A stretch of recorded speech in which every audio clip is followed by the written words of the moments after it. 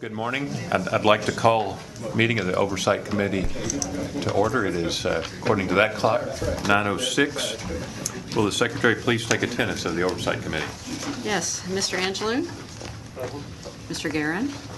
Present. Mr. Holmes? Here. Mr. Margot? Here. Mr. Montgomery? Here. Dr. Mulrow? Here. Dr. Rice? Here. Dr. Rosenfeld? Here. We have a quorum. Thank you. Members, the draft minutes from the November 19th Oversight Committee meeting are available in your agenda item packet behind tab 1. Are there any corrections to the minutes that have been circulated? If not, the chair will entertain a motion to approve the minutes of the November 19th, 2015 Oversight Committee meeting.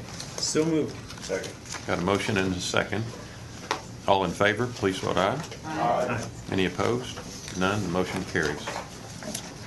Our next agenda item is public comment.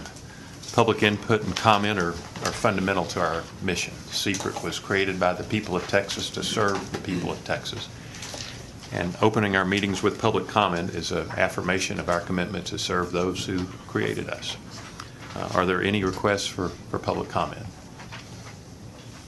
I believe there are none. All right, thank you. The chair now recognizes Mr. Roberts to provide the Chief Executive Officer's report. Before we begin, I understand that Mr. Roberts will introduce CPRIT's new Chief Scientific Officer, and as he works through his report, there will be a number of action items, so we will have some motions to consider as we work our way through the report. Mr. Roberts. Yes, sir. Thank you, Mr. Guerin. And yes, you stole my thunder there. It is my great privilege to introduce Dr. James Wilson, who's sitting here next to Dr. Kripke. I think, well, I know all of you have been provided Dr. Wilson's background. I believe that he will carry on the legacy established by Drs. Gilman and Kripke, and we are honored to have him on our staff and to lead that critical part of the CPRIT program. I, in particular, would like to thank the interview team that helped me come to this conclusion that Dr. Wilson was our person. Dr. Mulrow, who chaired the committee, Dr. Rice, Dr. Blaney, who you will be hearing from shortly, Richard Kolodner, who is the chair of the Scientific Review Council, participated, as did Dr. Kripke, Dr. Garcia, Kristen Doyle, and Lisa Nelson from our staff. I could not be happier with the conclusion, and I know that Dr. Kripke is very glad to have this come to its satisfactory conclusion. Wayne, and thank Amy. I'm sorry. I am sorry. Yes, excuse, I don't like to mention people's names because I always do that, but Ms. Mitchell also represented the Oversight Committee. Thank you, Dr. Muller. My bad.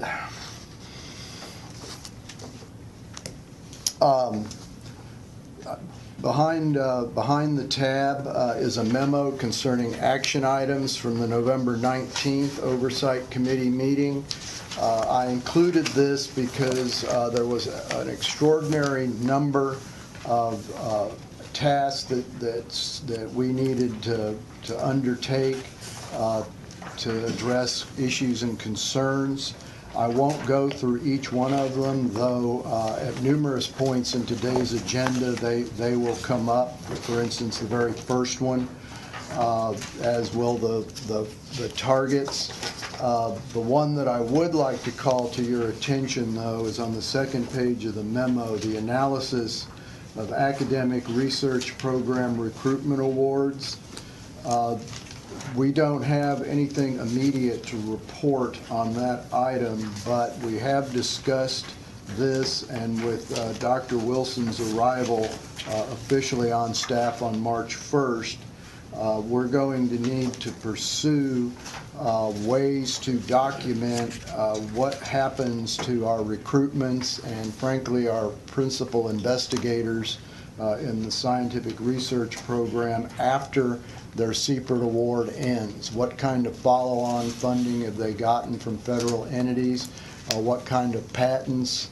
What kind of publications, what kind of awards or recognitions, such as Jim Allison receiving the prestigious Lasker Award. I think that this is very important for us to document the impact that CPRIT is having on the Texas landscape, and it has come up in a couple of presentations I've made to those involved with the universities about the value of having this. So you will be hearing about this task in the weeks and month ahead. The next item that I have to report concerns the statutory requirement on the merit and progress of our 3 programs. This is a requirement in state law for me, for the CEO, to report at least annually to you on the progress and continued merit of each program. As detailed in the memo behind the tab, the academic research program, the prevention program, and the product development research program have demonstrated progress and documented merit in fiscal year 2015. I don't think that'll come as a surprise to you, but here it is officially being stated.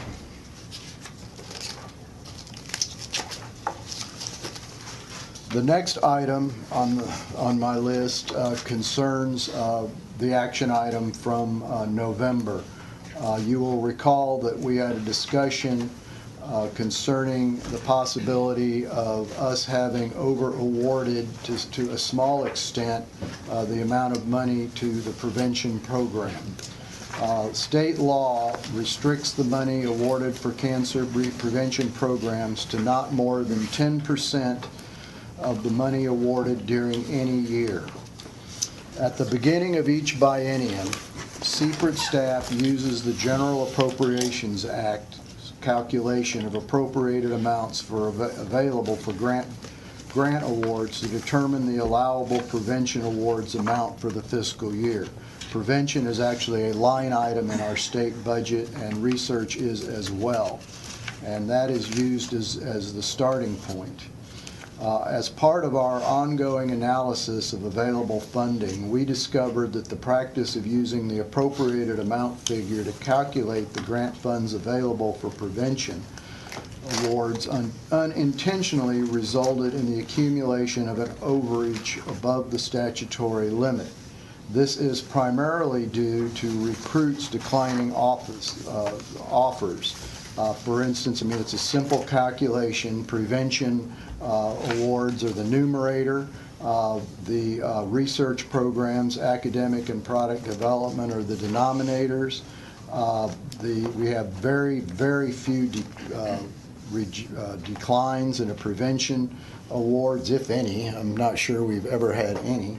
But in the case of the denominator, as you know, a certain percentage decline, and that affects the denominator, resulting in a small percentage variation from the statutory requirement, which is on page 217 in your meeting books.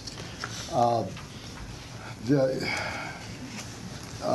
are some options on how to recalibrate the prevention grant spending in the meeting books. These include taking a one-time $2.77 million, which is the amount that we have finally identified the overage being, in prevention program awards in one fiscal year. The primary years under discussion is next year, fiscal year 2017, or fiscal year 2019. Or a second option is spreading the reduction over the next 4 grant years that we can state with certainty or reasonable optimism that the legislature will provide funding for the agency.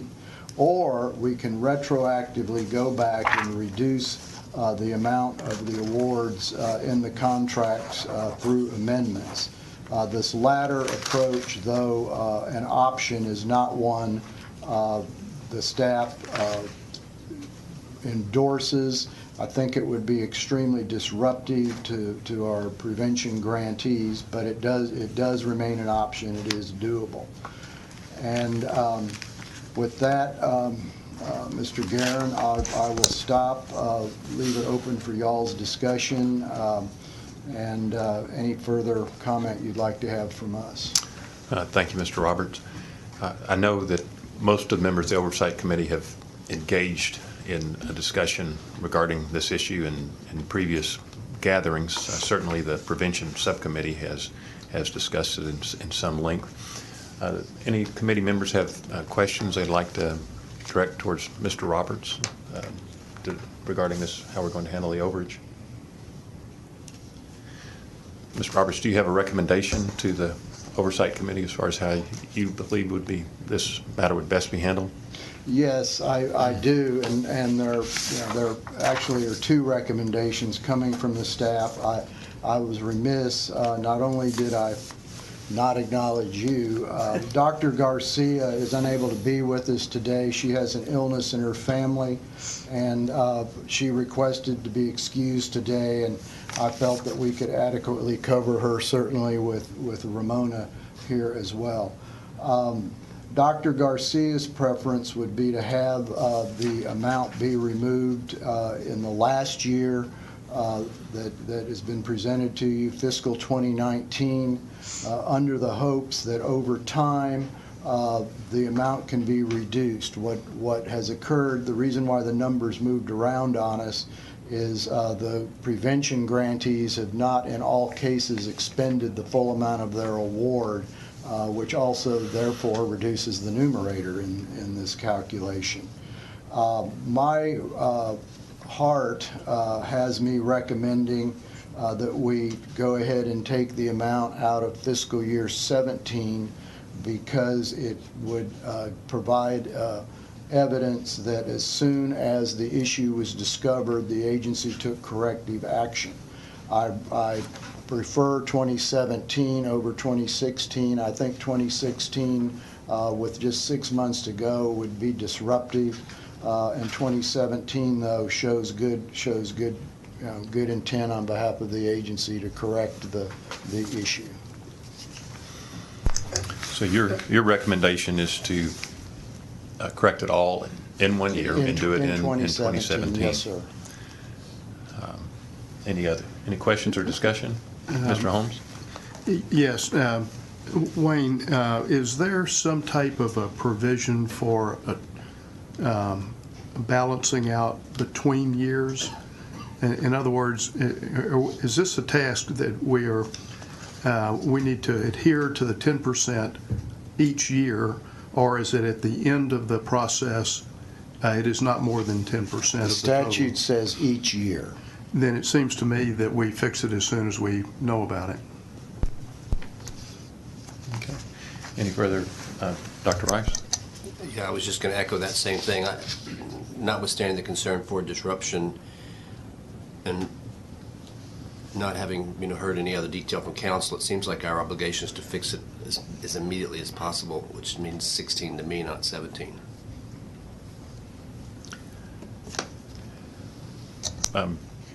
Do we know what the effect would be of, excuse me, do we know what the effect would be of changing it in this fiscal year, 2016? Ramona, would you like to answer that? Dr. Garcia and I have really worked hard to get the momentum of the program back from the moratorium, and we know as of yesterday there were 35 starts for our grants our applications that will close. March 3rd, the last time there were 12 starts. So that shows to us that we're really gearing up and gaining the momentum that we once had. Because we would have to take it out of only half the year, then it would be a substantial amount of, we have our, 14 million that would be available, so 2.77 million from that would be a substantial decrease in the amount that we could award. But it wouldn't affect grants that are currently in progress. That, In other words, unless that would be your recommendation. Right. Just to clarify Mr. Montgomery's question, the grants that are already underway, you'd be able to fully fund them, and then if Mr. Rice's recommendation turned out to be the way ahead, it would just mean for the second half of the year, the 2.7 2.7 would come out of that amount, and it would reduce the number of prevention Yes. programs. We have one more cycle left for fiscal year 16, so the 2.77 would come from that cycle. Yeah. Dr. Mulder?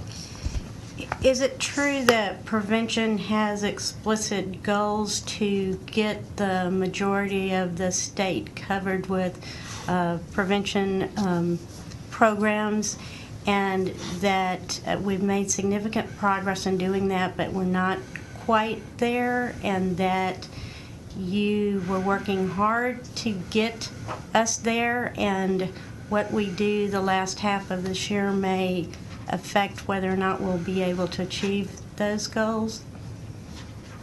Is that so or not?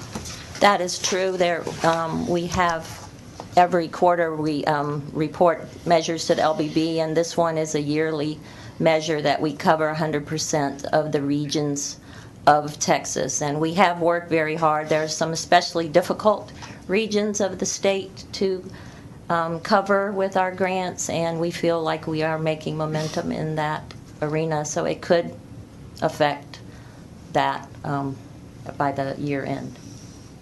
Mr. Margot?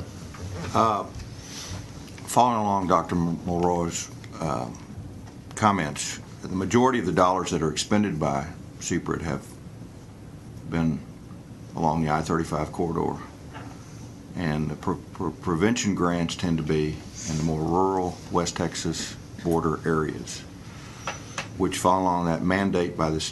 We have a mandate by the state for that, as well as a mandate to follow certain financial protocols related to partitioning dollars. I'm not so sure it is as concerning to the legislature to correct it immediately, irrespective of statute, as it is to make sure that we're touching as many people in Texas as we can. And so, as we make this decision, I would weigh that in the balance. Mr. Holmes? Did I understand that there is, there remains $14 million to grant for the remainder of this fiscal year? Did I hear that number? That's correct. And so if and whether it was in 16 or 17 was not as important to me as that it was sooner rather than later.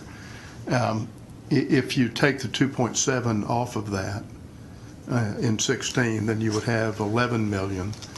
And clearly we want to achieve both mandates, that we cover all the entire state and we not spend more than we're legally entitled to spend.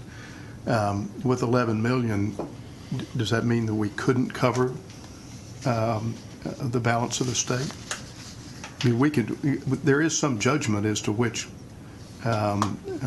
grants we make, right? That is correct. However, we only review the ones that come in, and so we don't know what areas of the state are, the applications are going to come from. We won't know that until March the 3rd. Well, if we don't have one from an area of the state that has heretofore been uncovered, then it doesn't matter how much money we have to grant. We don't have one to. There's not one to. To make that grant. That is correct. So that's sort of self-defeating. I mean, we can't do something that it isn't proposed. But we'll know that March 1st, March 3rd. March 3rd. I would like to direct the committee members' attention to the graph on page 411. It does show the counties that have been served by secret prevention grants, and it's a determined effort to try to cover the entire state, but as Margot notes, there's challenges in the rural areas.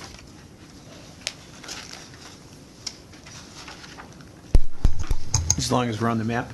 I beg your pardon? As long as we're on that map, if I could, there are only 2 counties in the entire state that have never had a prevention grant. So this map shows you what's current, but the historical map would be entirely colored with only 2 white spaces.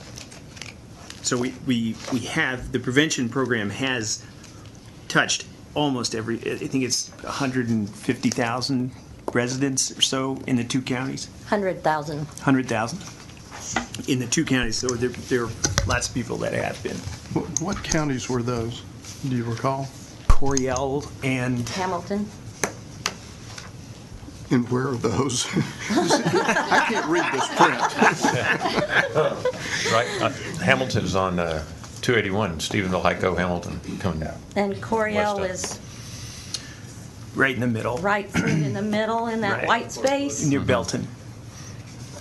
I was looking at the ones white. Coryell is Fort Hood, I believe, is it not? Pardon? Coryell is Colleen and Fort Hood, I believe. Yes, that's correct. So, Dr. Milrow. Ramona, I understand that we will not know till March 3rd where the applicants come from. My question to you is, have you and Becky in the last 6 months done specific outreach activities and expended significant resources to try to inform people in these counties that aren't covered and agencies in these counties that aren't covered that CPRIT funds are potentially available, and to educate them about potentially applying? Yes, we have. We have made specific trips, one of which is into this white space here. We went to Waco and met with several people in that area, and from what I understand, they're not submitting just one application, they would be submitting 3. I heard from the director of the Cancer Center a few weeks ago that they would be submitting 3. So that would cover their immediate service area. That's Baylor Scott and White Hospital, which would cover Bell and Coryell and those. And then we also visited in Tyler, and so there's a lot of interest in the Northeast for covering that area with tobacco cessation and an HPV program. If I could recommend something of a compromise just for the committee's consideration. If we think about what we have left in 16 and what we have in 17, you could break it into thirds. You got a half of 16 left and 2 halves of 17. And acknowledging and agreeing with Dr. Rice, it's important to demonstrate that we want to correct the problem as quickly as we can, but also understanding the disruption that it could cause in the planning.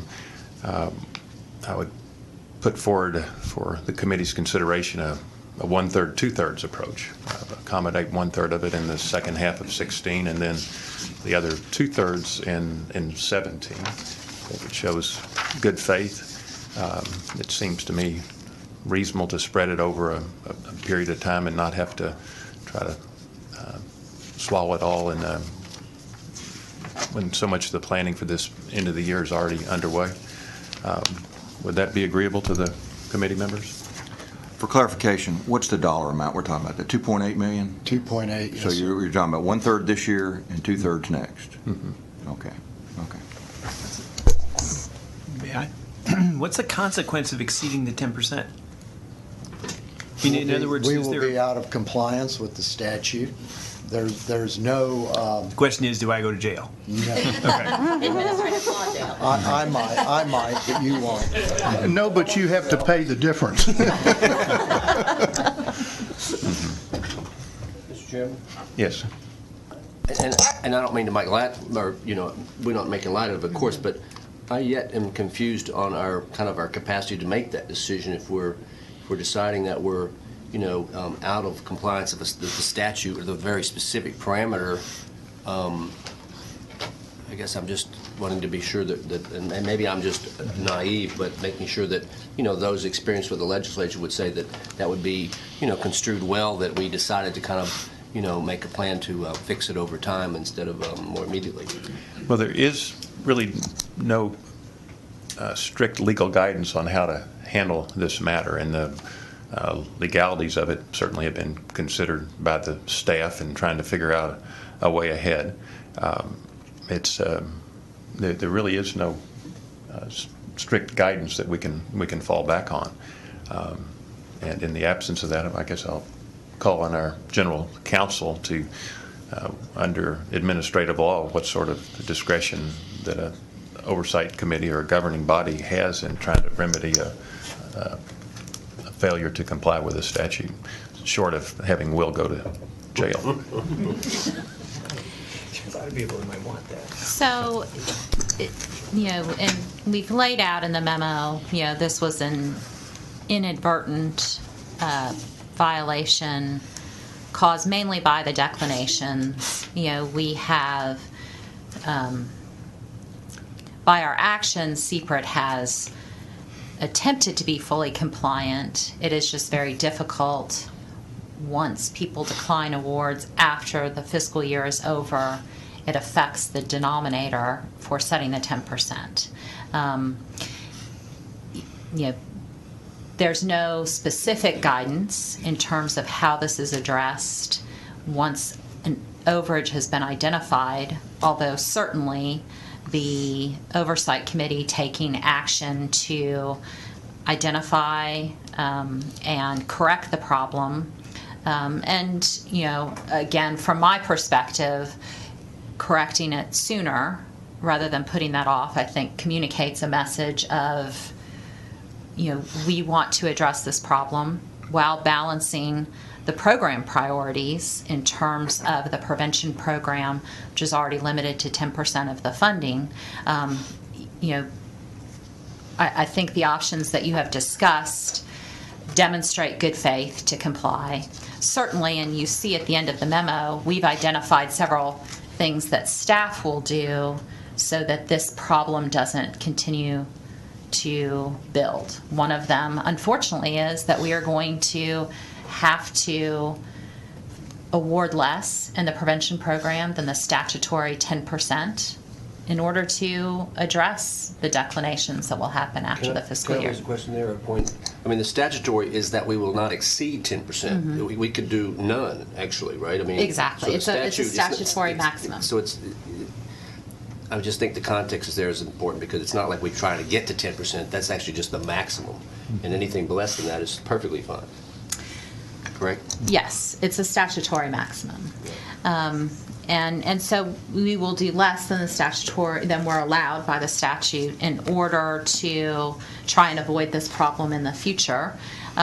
We'll certainly seek guidance from the legislature if that opportunity presents itself. I don't think when this was written that they were thinking of an issue where people would decline awards after the fiscal year.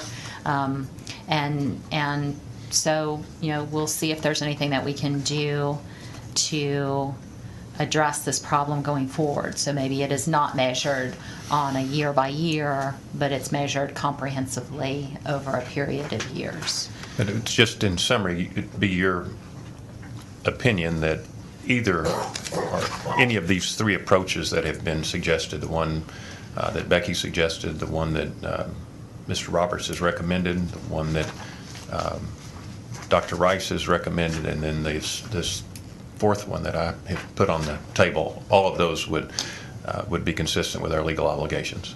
Yes, we've identified the problem, we have reported the problem, and we are taking action to address the problem. We can't go in the past. Well, actually, I do lay out an option where we could retroactively go back and adjust contracts so that we are within the 10% amount looking back. And some of that naturally has happened because prevention grantees spent less than what was awarded. So a good portion of the overage has already been addressed by that, in closed grants. For the grants that were awarded at the beginning of the year or last year, we could go and change those contracts because of the statutory requirement.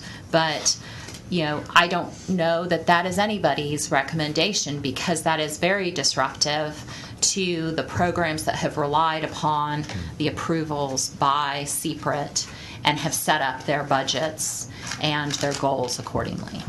So, again, in summary, all of the recommendations that have been put forward fall within our legal authority. All right? Yes. considering this discussion, does anybody have a motion that they would like to put forward? I do, Chairman. I would move that we accept the 1/3, 2/3. I like the fact that it falls all in the current biennium, and it shows good faith effort to address the problem. I would give a very strong consideration to the areas that have not yet been served.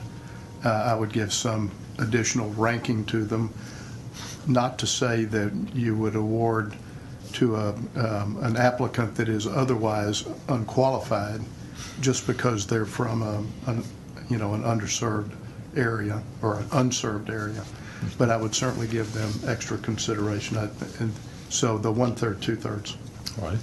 If I could summarize your motion, it's a motion to realign prevention programming funding to comply with Texas Health and Safety Code, Section 102.203, by taking 1/3 of the overage out of the second half of 2017 and 2/3 of the overage out of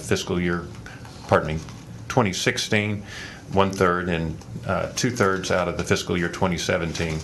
So the total overage amount will be recouped in those 2 years. Do we have a second? A second. I have a motion and a second. All in favor? Wait a minute, can I have a Oh, pardon me. Mr. question Martin. for clarification? I don't know that this is an amendment to the amendment or the motion.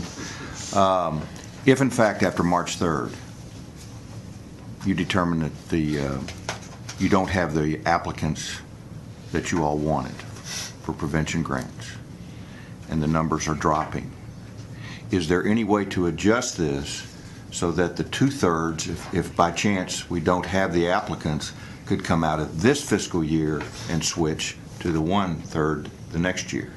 You follow what I'm saying? If we don't have the application requests for those dollars, which we won't know until March 3rd, and we decide so we don't have it, does this accomplish it, or does this motion need to be amended to give the flexibility between the 1/3, 2/3? That's my only question. Could the General Counsel please address that question? And I believe the way that you have structured the motion is that the amount will be determined by the Chief Operating Officer.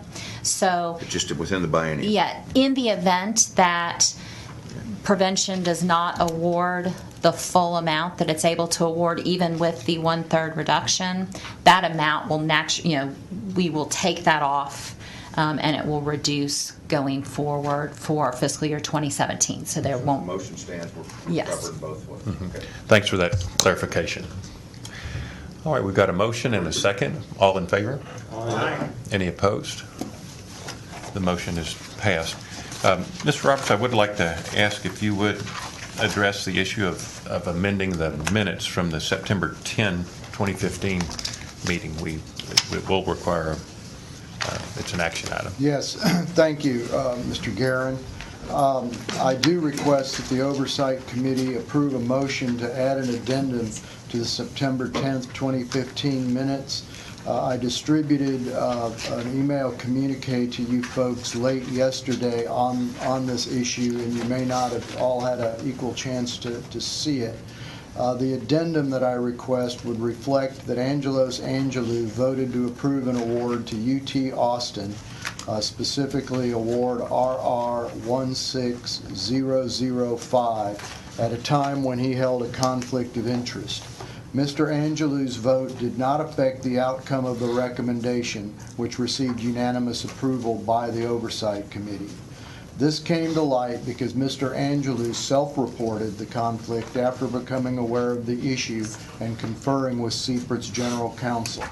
Mr. Angelou performed work for the UT Austin Athletics Department. His work for the Athletics Department had nothing to do with cancer research or prevention and did not involve anyone applying to receive CPRIT grants. Nevertheless, because CPRIT grants are made to the institution and not an individual applicant, his unrelated work may still give rise to the appearance of a conflict of interest. Mr. Angelou did exactly what he is supposed to do in self-reporting this issue, and I recommend adoption of the aforementioned motion. I'd like to also acknowledge that the work for his athletic department had nothing to do with a 5-7 record for the football team. And I have discussed that separately with her. It had to do with the 5, but not the 7. I'll now entertain a motion to add an addendum to the minutes for the September 10, 2015 meeting to reflect that Mr. Angelou had a conflict of interest with Award RR 16-0005 that he inadvertently failed to report and is brought to the attention of our committee. So moved. Have a motion Second. and a second. Any discussion? All in favor, vote aye. Aye. Any opposed? Pardon? We have to re-vote on the grant. No, we don't. Thank you, members. Okay. All right. Mr. Roberts, will you discuss the funding targets for 2016? Yes, sir. On page 219, you will see what should be a familiar spreadsheet for you concerning the amount of 2016 award funds that are available. Through today's meeting, presuming that the recommendations brought to you are approved, we will have remaining in this fiscal year for research $72,061,023. You can see to the left of that we still have the 14.7 that will be adjusted, of course, for prevention. And I will say that that amount, that 72.06, will increase a little bit as a result of the decision you made on the prevention program, but not to a point to affect this discussion. As we discussed in November, target setting, trying to establish either a dollar amount or a percentage amount for staff to use in planning and releasing RFAs, and for the program integration committee and the peer review committees to use in their evaluations. That's something we are going to have to address this issue. In November, I was instructed to tee up this discussion, which I was intending to do today, but in the interim, it appeared that this has become more of an urgent matter, that we were going to have more in product development and academic research awards coming through the pipeline than we were perhaps going to be able to fund. And Mr. Guerin and I had discussed a two-pronged approach on target setting. One, near term for the remainder of the fiscal year that would be temporary, would not be a final or the way we would proceed after 2017. But as you will recall, there was some discussion in November about perhaps a special meeting of the Oversight Committee, similar to what we used in establishing your program priorities, in order to sit down and reason through the different considerations that need to occur, particularly now that we have Dr. Wilson and Mr. Lang on board to help expedite the discussion, the impacts on their programs that such an activity would entail, along with Dr. Garcia, of course. In the process of the last 2 weeks, however, some of the urgency on 2016 has lessened because we have had 3 recruitment awards decline, which now, based upon the amount of money we know is in the pipeline with product development, as well as what Dr. Kripke projects as coming down the pipeline for hers, there is a narrow positive balance, but that estimate does not include any consideration for additional recruitment grants. That RFA is permanently open, and we very well could, and most likely will, get additional recruitment requests. And looking at the numbers, we did do staff exercise to provide you folks with some things that we could do to lessen the 2016 budgetary impact on our programs. But I am, based on the information we have today, I'm not sure that we have to have the guidance, though we'll welcome the guidance, to address the problem. I think that in May, we will need to revisit this issue because we will by then know how the product development awards fared in due diligence. They've been recommended by the review council, but they are right now up before the legal due diligence, and sometimes grants don't make it through the due diligence. And we do have, I think it's five awards that are coming forward for over $50 million. So there is some chance that the product development amount will lessen. And it may be that not all of the academic research awards will come through unscathed through the peer review process. The options that staff has laid out to you is behind this. This memo, or this extra handout, was again emailed to you late yesterday. It has been included in your meeting books. It's page 2-28, and they are laid out there by program. For instance, academic research, reducing the number of awards, and as well as pushing the possible discussion of those into later in the year. Dr. Kripke, I think, is desirous of leaving the high impact, high risk awards alone, make sure that they're able to come forward.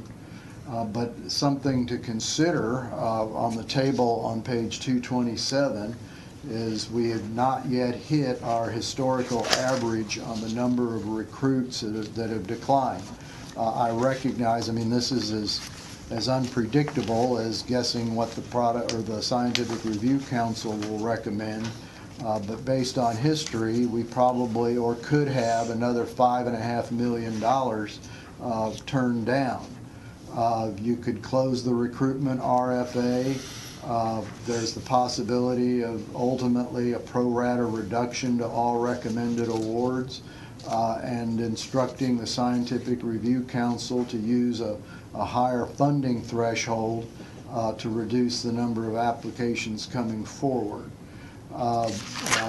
With respect to product development, there's a new twist here.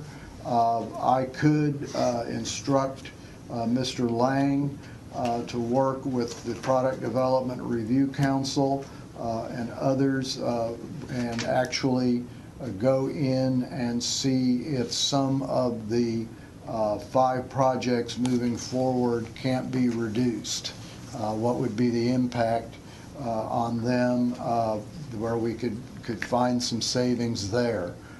Finding anything more than $8 to $10 million is unlikely, but it is something that we could do. We could also, with respect to the one project that we will be requesting authority to contract with, we could renegotiate that. And I think that this is something that we could do and have more precise information in May for your consideration. And I'll be happy to answer any questions. If you want me to frame that in form of a recommendation, I will. I certainly recommend that we assertively move forward with establishing the target philosophy or guidance for fiscal year 2017 and beyond. Thank you, Mr. Roberts. Before we take questions, I'd like to commend you for the work you've done in setting this up. We do have this immediate need to provide guidance to the staff, and then this need for the engagement of the Oversight Committee to develop guidelines for moving ahead for the long term that would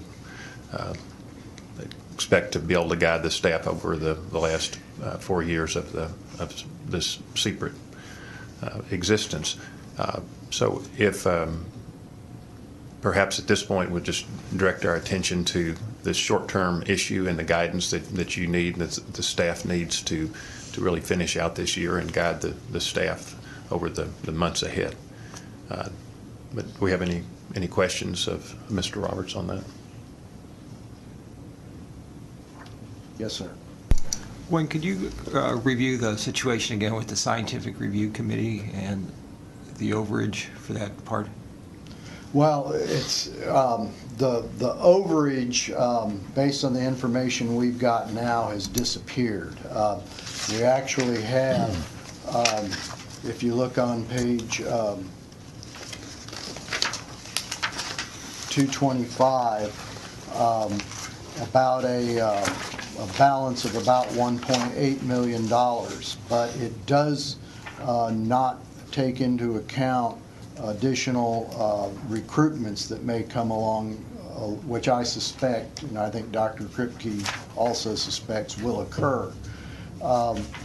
So what she is projecting is 70.3, and this is based upon their historical evaluation of the RFAs that are coming forward, that out of, and I don't recall offhand what the total dollar value of the applications are to date, but she was predicting $70.3 million in MIRAs, the high impact, high risk, and the other programs, so there is sufficient money to cover that.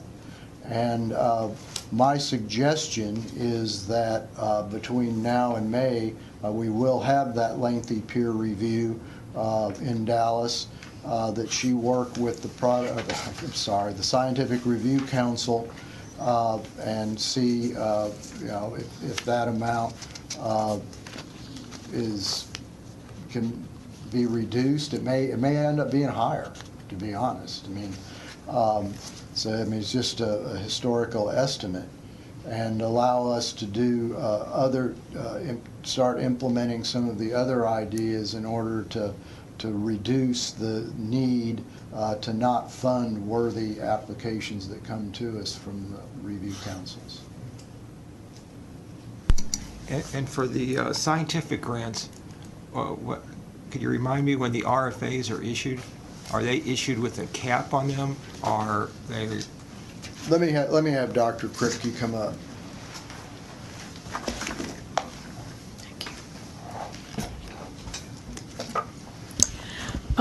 The RFAs do have a cap. In the round that we're talking about, we have core facilities awards, high impact, high risk awards, and multi-investigator research awards. They all have caps. The caps are all different for those awards. The high impact, high risk awards are limited to $200,000 over a 2-year period, and so they're very small amounts, kind of idea grants, and that was the reason that I proposed not reducing any of those grants, because they're quite inexpensive compared to, say, a multi-investigator award, which could be several million. So the total number of grants that were submitted were 200 in total for all those mechanisms, and the total amount of money requested was just shy of $350 million. And so based on historic precedents of what proportion of each type of grant have been awarded in the past, that's where the $70 million estimate has come from. It could be more, it could be less. We won't know until after the peer review meetings in March. And what's the cap on the multi-institutional? The multi-investigator awards, it's close, it's $1 million a year, is that right? 7.5 total over a 5-year period. 7.5 million over a 5-year period. And what was the third class? There was a high. Core high- facility. in The core facility award, I don't remember. Michael, do you know? 6 million over a 5-year period also. Okay, thank you. So the thought is that if we have a shortfall, or if we have recruitment awards that we would prefer to fund, that we could hold back one or more of the very large awards and do a pay if at the end of the year at the August meeting. Any other questions? Mr. Holmes? Do I understand that there are caps on individual awards, but there's no cap on the aggregate? Is that what I'm hearing or not? The cap is is how much money we have to spend for programmatic issues. Yes, that's correct. And who prioritizes? That's what you're doing now. Well, no, I'm talking about the individual grants. If there are 350 million, some of them are going to be rejected, but there's a Right. group that is deemed to be appropriate to fund. And out of that, is there any prioritization? Do we prioritize those at all, or do we just get all of them and then we have either more than we can fund, or we then start sorting out? Up until now, there has not been prioritization of those grants because we've had enough money to fund everything that's come forward by the Scientific Review Council. We do ask the review council to rank the projects, though. I mean, they do rank them largely according to score, but they take into account other considerations, and they do that primarily at the Scientific Review Council. They also do a product development and prevention review councils. Then they come to the Program Integration Committee, which if there ends up being a budgetary shortfall that we can identify because of the amount coming forward, the PIC is charged with prioritizing and getting the recommendations down to where they are affordable. Should the PIC not do that, ultimately the buck stops there. As chairman of the PIC, I would not want to do that to you, but yeah, there is prioritization, and we do prefer, though, this important point, that the prioritization take place at the review council level because they know the science. That was really my question. Yeah. Are they? I didn't Yeah, use the term ranked. They are should've. ranked. They are prioritized to get to us, up to a point. I mean, within their scope. Now, they're not taking into account what's happening with the other two programs. Wayne, to follow up on that, and just so I got a picture of how much money we're talking about, the Product Development Committee and the Scientific Committee, those funds are in the same bucket. That's right. Yes. So to the extent that we spend more money on the science, we'll spend less money in product development. That's correct. Is that correct? And that's really the issue before us is, and it'll be one of the most important decisions the Oversight Committee will make, and that's what are our guidelines to the staff as far as how we allocate the funding across those two buckets that are all part of one big bucket. We didn't get any guidance from the legislature. And we just have this short-term need to give guidance for the staff to work through the business of this year that's on our doorstep right now. And then this will be this separate meeting that we hope to schedule soon where we can consider this issue more fully and then provide guidance that we hope will help guide the staff over the coming years as they prepare the recommendations they'll bring to the committee. Dr. Rice? In the interest of using the kicking the can down the road approach, Always my favorite. I wondered if, I can't remember the rules we adopted last year about carryover, and if we had $7.5 million multi-investigator award that was sort of coming to us potentially in May, and maybe we hadn't figured out what our priorities were or whatnot. Could that be kind of, let it come around the corner and have a meeting in September at the beginning of our 17 fiscal year and then pick that up? I think Kristen wants to answer that. I'll be happy to. But So Kristen- in May, the PIC or the Oversight Committee could defer an award. The caveat, though, is it can only be deferred until the end of the fiscal year, which is August. So you would have, and that is an option. I mean, in May, you could defer, a product development award or a MIRA or something until August to create some money for more recruitments to come in or, other considerations, and then in August make the final decisions on those awards. But you just can't do it in September because it's a new fiscal year. But it is fair to point out that when we did that last year, it poses a problem. We funded applications that came in last fiscal year out of this fiscal year money, which reduces the amount of money we had for fiscal 16. You can only do that up to a certain point.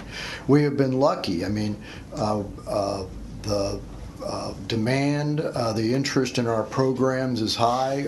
You can look at this as a very positive event. And we've suspected for years that we could face this. We've just been lucky. Last year we did have the extra meeting. That is something that we can consider. I think that for this fiscal year we can kick the can down the road only up until May, and then we'll have to assess the situation in May and then not kick it anymore. Though it will remain an option to defer some grants into next fiscal year. And just to be clear, you can't defer until the next fiscal year. You can only defer until the end of the fiscal year. I think the issue that you are thinking of is that, and we're doing this in product development also, where awards that could normally come to the August meeting, we tell the review councils, we don't have any more money. So we've already told the product development review council, we don't have any more money other than what's already in the pipeline. So awards that would have been made in this fiscal year, they're not going to make a final recommendation to the PIC and to the Oversight Committee until the next fiscal year. The awards are only alive as long as the recommendation was made in that fiscal year. Right, and the spirit of what I said is accurate. The technicality of how we did it is accurate. So can I clarify? I'm sorry to do it again, but so for clarity, if we did have something that was of interest as a multi-investigator for $7 million, the review committee could be told, or I don't know, but communicated, I guess potentially, don't bring that forward until September. Is that wrong? That's certainly an option. What could also happen is the review council could make the recommendation on the multi-investigator. It could come to the PIC for the May meeting, and the PIC or the Oversight Committee could say, let's put this one ranked 6 out of the 6 MIRAs. Let's put this one on hold for this fiscal year, and you will still have the August Oversight Committee meeting to decide.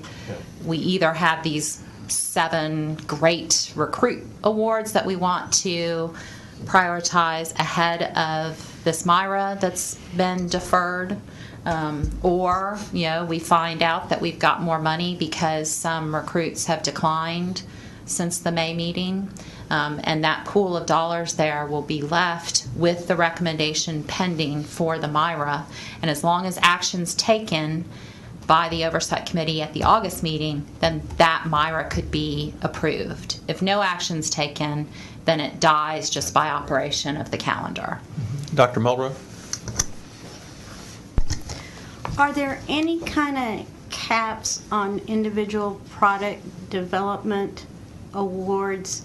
And also, if not, does the review council, when they are ranking potential product development awards, consider dollar amounts of those awards in any way? I believe we do have a dollar cap on them. There's a $20 million cap on product development awards. The review council does look at the amounts that are being requested. One thing that Mr. Roberts discussed, and we would take this step before the May meeting, normally the chief product development officer has a restriction on communication with potential grantees until a final decision is made. The chief executive officer can waive that restriction for good cause. He would do that after the review council makes its recommendations and before the PIC makes a consideration, in order to go in and look at the budgets and see if there's any way to trim any money out of the budgets so that the requests are lower. Occasionally, not always, but occasionally you'll have them request something that we're not authorized to use grant funds for anyway. Nevertheless, you've approved a certain amount and we only have to cut it after the award is made. We would clean up all of those budgets before they came to you in May to leave the most possible room. Do you have any follow-up question, Dr. Mulroy? Mr. Margot. That 20 million cap, is that statutory or is that operational determined here? It's operational. Okay. Dr. Rosenfeld. Pete, Margaret and Jim, I wonder if I could ask you a question. If the budget came down to either eliminating a multi-investigator award or a core facility award, which of the two would you eliminate? I know that in politics you don't kind of ask those questions, but I was just wonder if you could say which, if you had to make a cut, which one would you do it? I'm going to speak for myself, and then I'll let Jim speak for himself. I think that's a very difficult question to answer because it would depend on whether, if one of them were coming from an institution that had not received a lot of CPRIT funds, we would probably opt in favor of giving the grant to a relatively underfunded institution. So it's not, I think there are other considerations Such as your priorities. If one of them falls clearly in the specific priorities you've established for her program and one doesn't, it's still a meritorious project, but we would give extra weight to the one that is your priority. Yeah, so I don't think the decision would necessarily be made on the basis of whether it's a core facilities or a multi-investigator award. I think there are other considerations that would be taken into account. Jim, do you want to comment? Only to say I don't have additional point of view to add. I agree with those guidance, and would also say that both of those mechanisms are catalyzing in the right environment. Thank you. Mr. Holmes. One other question is kind of a follow-up to Dee's. Is it our rule that if the grant is not awarded in the fiscal year that it can't be carried over? Or is that statutory? So it's statutory that a recommendation has to be acted upon within the year that the review council made the recommendation, within the fiscal year that the review council made the recommendation. So that's why our administrative rule that allows deferral says you can only defer until the end of the fiscal year and then it dies. That's what I was trying to get to before. Is it not workable within our scheme to say to, for instance, the review committee, please don't come forward with, the Myras this year. Review them in your first review committee and after, after September, and then bring those to us in the fall rather than being forced to bucket them in this year just because they happen to be there. The applications were made this year. Or does that skew the whole RFA process and we don't want to get in that bucket? So I'll address the legal issue and I'll turn it over to Margaret to address the policy. Legally, yes, we could give direction to a review council, and this has certainly happened with regard to recruitment awards, and we are doing it with product development, where we say, these are on track for coming to, August fiscal year 16 meeting.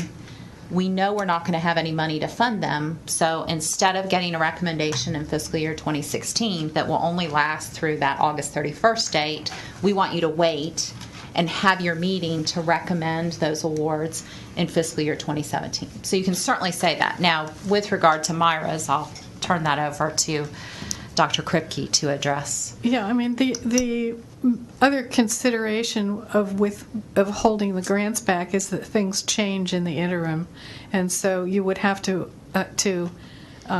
enable people to update the grants and the projects and the proposal. I think it becomes complicated, and as we said, it just takes money out of the next fiscal year. So I think that would be kind of a last resort option as far as I would be concerned.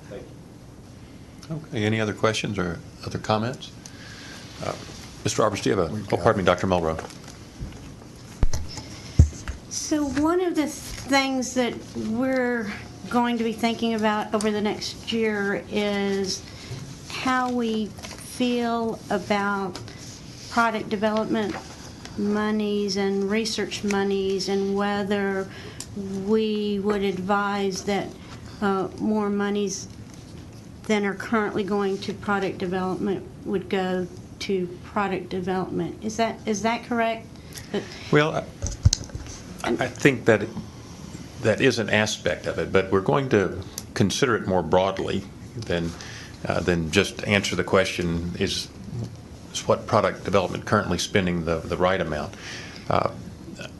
I'm hopeful that after this review that Dr. Wilson and Mr. Langer and Wayne and the team are going to lead us through, that we will be able to develop a policy that will reflect our judgment on how best we can serve the people of Texas with this funding.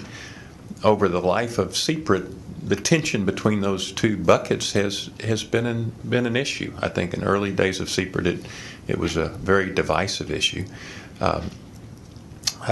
Several of us have met with Mr. Lang on this, and he's brings some great insights into the whole issue of product development. Dr. Wilson certainly brings a life experience that will help us think about the impact of the research grants.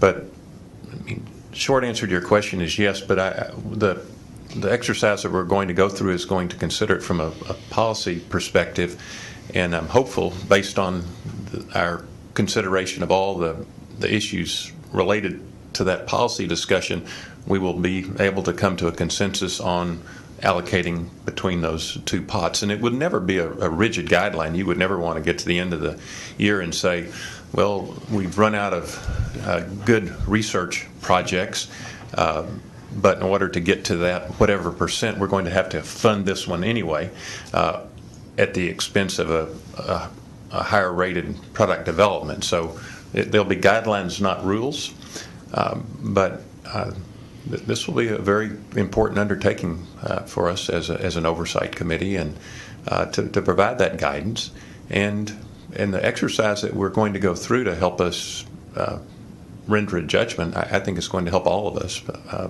better understand how we can best use the resources of CPRIT to serve our mission. And as we go through that exercise, there's some information that I think would help me give some advice, and that is not only a better understanding of the possibility of product development, but some thought as to whether we should think in terms of pockets of product development money for particular kinds of grants within product development versus other pockets of it for other kinds of grants. As we see within the research, there are certain amounts of monies that are set aside for these high impact. So would there be any value in thinking of small product development? I'm just, I don't know what the parameters would be. And I would like to hear in the future from the staff some proposals and ideas for how we might expand or divide up, or different alternative ways of considering those things. Absolutely. Thank you. Yeah, I'd say absolutely. Absolutely. That's the kind of input that Wayne is going to need is he tees this up for our consideration. And thank you for making that point. And Yeah. I invite all the members of the Oversight Committee to offer those suggestions as Wayne tees this up. I know Dr. Rice has shared some strong sentiments about what pockets we should consider, and I think this guidance also is going to. There may be areas that come out of this discussion that we want to be more aggressive in recruiting, and Mr. Lang has some thoughts on that as well. So. Thank you for bringing that up. It is because that really is an example of what Wayne's going to need from everybody, so we can use this project most effectively. Yeah, and if I could add, Dr. Mulrow, Mike Lang has had a chance to meet with a couple of the members, but I would want him, before we engage in the deeper discussion, to go to San Antonio, visit with you, visit with you in El Paso, you in Houston. I mean, he has done some really good research to put the product development, life sciences, infrastructure, ecostructure in the state into context. You'll be seeing a little bit of it in a few minutes, but he's got some other ideas that I really think would be worth your time to spend a couple of hours with him. Ask him questions, ask him what additional information, how he might present it differently that would help you, all of that good stuff. He just has not had a chance to make it around to every one of you, but he will. And I do. And I might add, Dr. Wilson will be doing something similar as well. That's great. And I know you're working with Dr. Wilson, Mr. Lang, to do that, and I heartily endorse it. I think that's so going to be very helpful to all of us. Dr. Rosenfeld. Thank you, Pete. Also, as we consider this upcoming meeting, one thing, Wayne, I'd like you to consider, and it's come up in numerous Oversight Committee meetings, is sort of the philosophy of product development.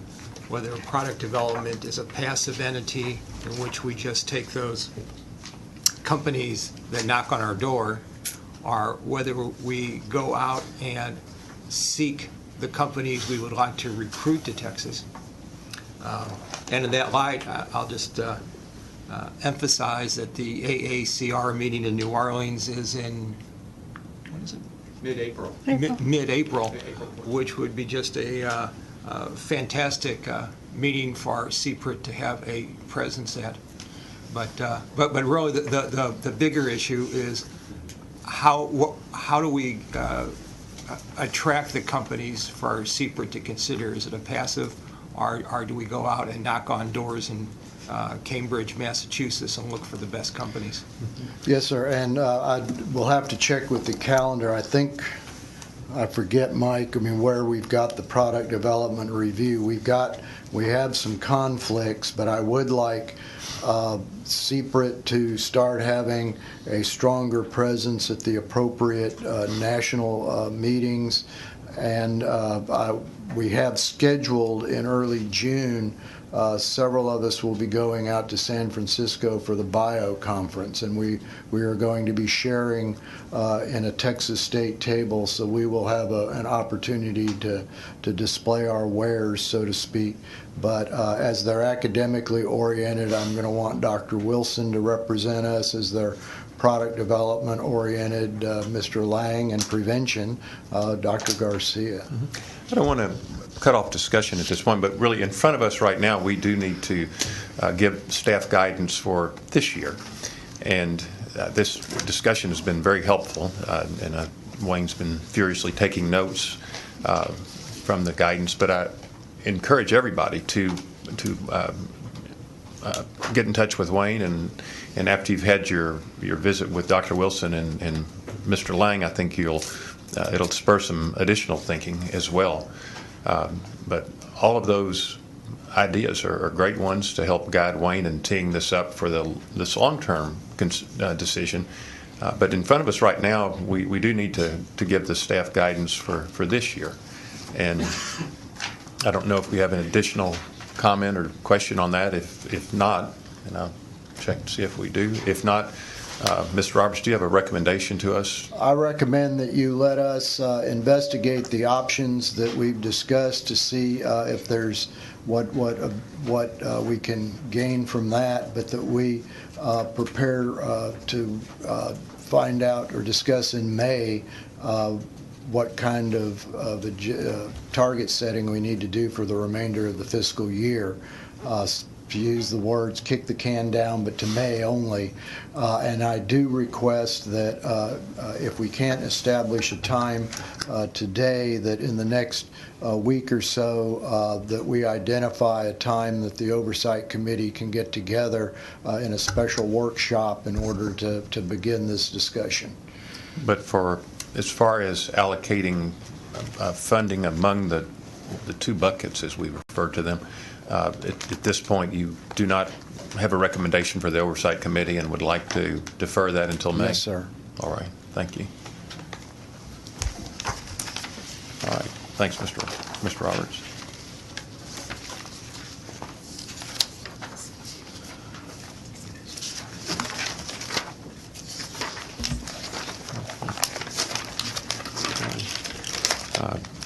Do you have anything further as part of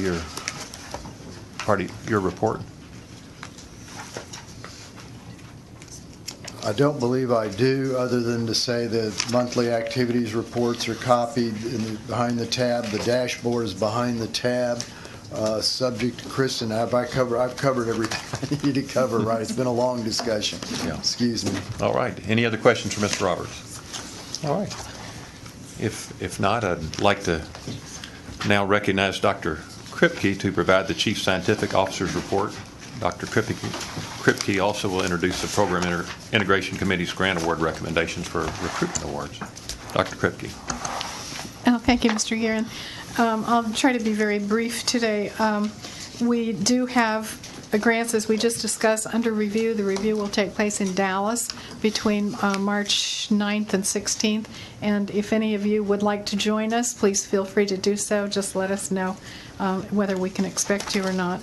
The new requests for applications will open on Friday of this week, and those will, it's a very large slate of RFAs this time. It's individual investigator awards, the 3 targeted awards, childhood cancer prevention and computational biology, and then also our research training award RFA will be open again. And we have our newly constituted early translational research awards that have come back to the research program. So it'll be a large slate. We will that means that the November meeting next year, we will have a very large request for funding for that that set of applications. In terms of recruitment applications, we'll ask you for your approval in a moment for the current slate, but I can report to you that the Scientific Review Council met last week to discuss another 5 applications and approved none of them. And so they will not come to you. So that immediately took another $18 million off the table.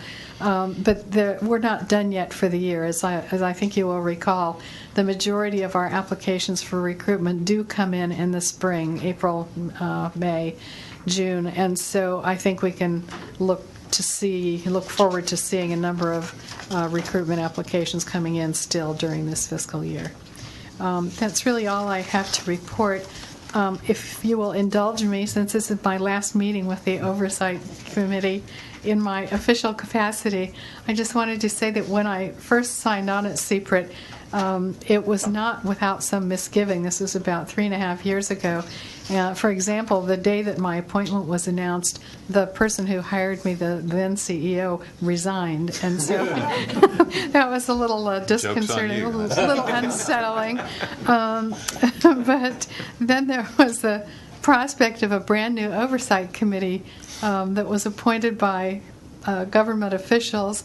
and who was given a lot of new powers about establishing priorities for the programs and establishing financial targets and so on.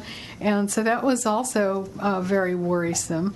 But I have to say that I think things have worked out beautifully, and it has been a wonderful experience working with all of you. And you have been engaged and thoughtful, sometimes challenging, which I appreciated, and most of all committed to trying to do something important in the field of cancer. So I want to thank you for your friendship, but most of all for your service to this mission, and I will miss seeing all of you, but I know I'm leaving you in very good hands with Dr. Wilson. So thank you very much. Thank you, Dr. Kripke. This won't be the last word on Dr. Kripke. I know many people on the Oversight Committee might want to express their appreciation to you. I ask that they hold those thoughts just for a few minutes, and we'll have another opportunity to express our appreciation to Dr. Kripke. But thank you very much for your kind words. And we're going to get the last word. As it should be. Mm-hmm. We can move on now, I think, to the recommendations for the recruitment awards. Well, first we need to ask Mr. Burgess to... She can lay. Oh, I beg your pardon? She can lay out. Okay, go ahead and lay them out, and Okay. then you will, pardon me. As you've heard several times, we are down to 6 recommendations. We started with a slate of 12 applicants that were reviewed by the SRC. They approved 8 of those, and 2 have since declined since the meeting. So we are looking at 3 established investigator awards, 1 Rising Star Award, and 2 first-time faculty awards. Interrupt you just for a second. Yes. If you'd like to follow in the packet that was handed out, it's the proposed grant award, which was handed out separately from your book. Margaret, Yes. people on 6-1. I'm sorry?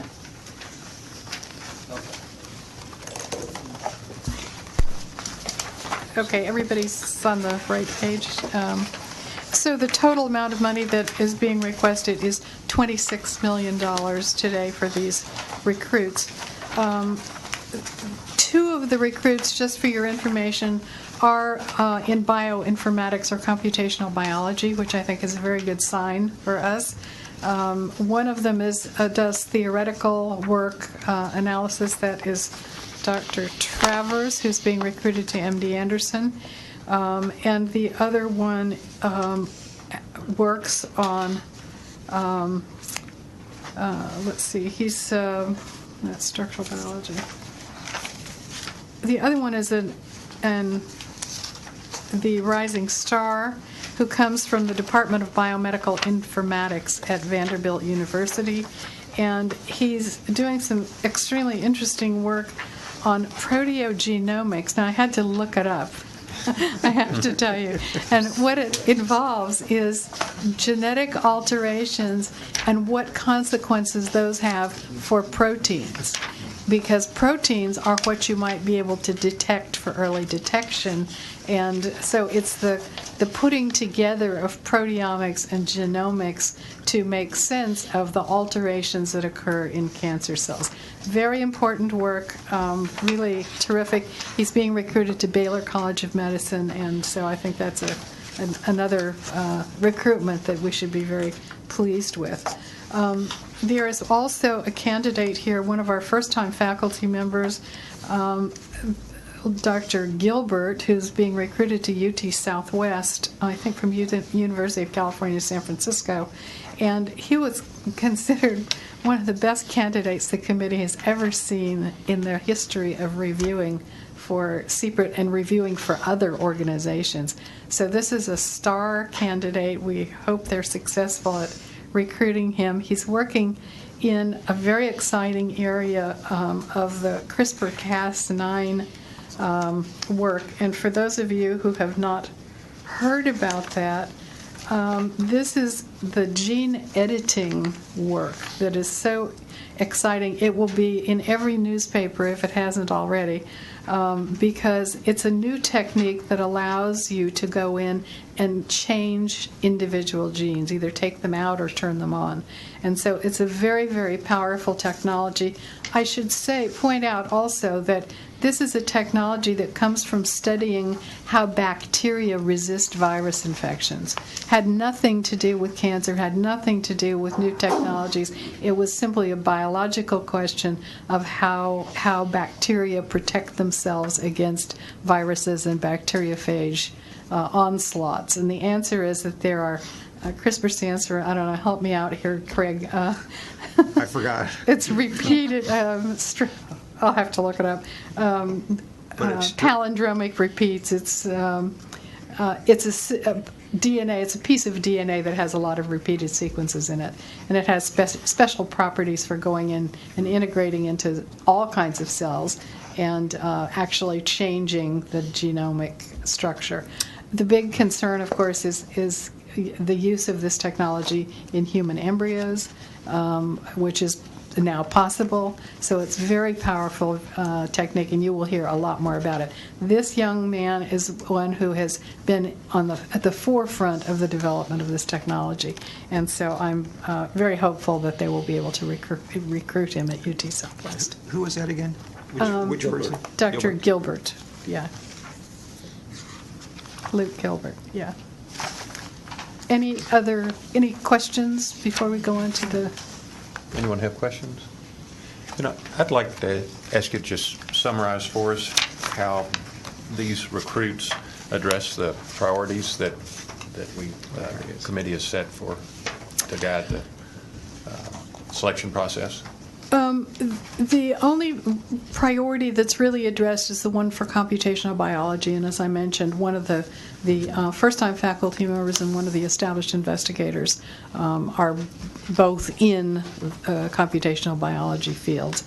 The other investigators work on a variety of different cancers, including pancreatic cancer for one of them, but we don't really have anybody who's addressing childhood cancer or prevention science or any of the other priorities this time. If I could add, however, one of the specified academic research program priorities is to recruit outstanding cancer researchers to Texas. So in that respect, they all do. Certainly. They all fit the innovative cancer research criteria. That certainly goes without saying, but Right. within that, under that umbrella, Computational biology. and that's something as we talked about our last meeting, we would like, as the recommendations come from all the different areas, if you would include a summary of how these recommendations do fit into the priorities that we've established, and something that you could visit with Dr. Wilson on too. That's a work in progress, but that'd be very helpful. And Mr. Guerin, I will note Dr. Kripke in her memo to the Oversight Committee, it's on page 16 and 17 in your packet. Actually, I think it starts on page 15 in your packet. She does note the statutory and program priorities that were considered by the PIC. I understand that. I would just like it to be part of the presentation to the Oversight Committee, as we've discussed before. Thank you. Margaret, just a kind of a quick philosophical question. Do you think there should be any priority in attracting the outstanding researchers to a new medical school, say like the one in Austin, as opposed to established schools with large departments already? We have not, the committee has not considered that previously. They have really considered the candidates, and one of the criteria that they look at is the environment that the people are going to. But we have had some candidates that were going to the new medical school at UT Austin that we have recruited,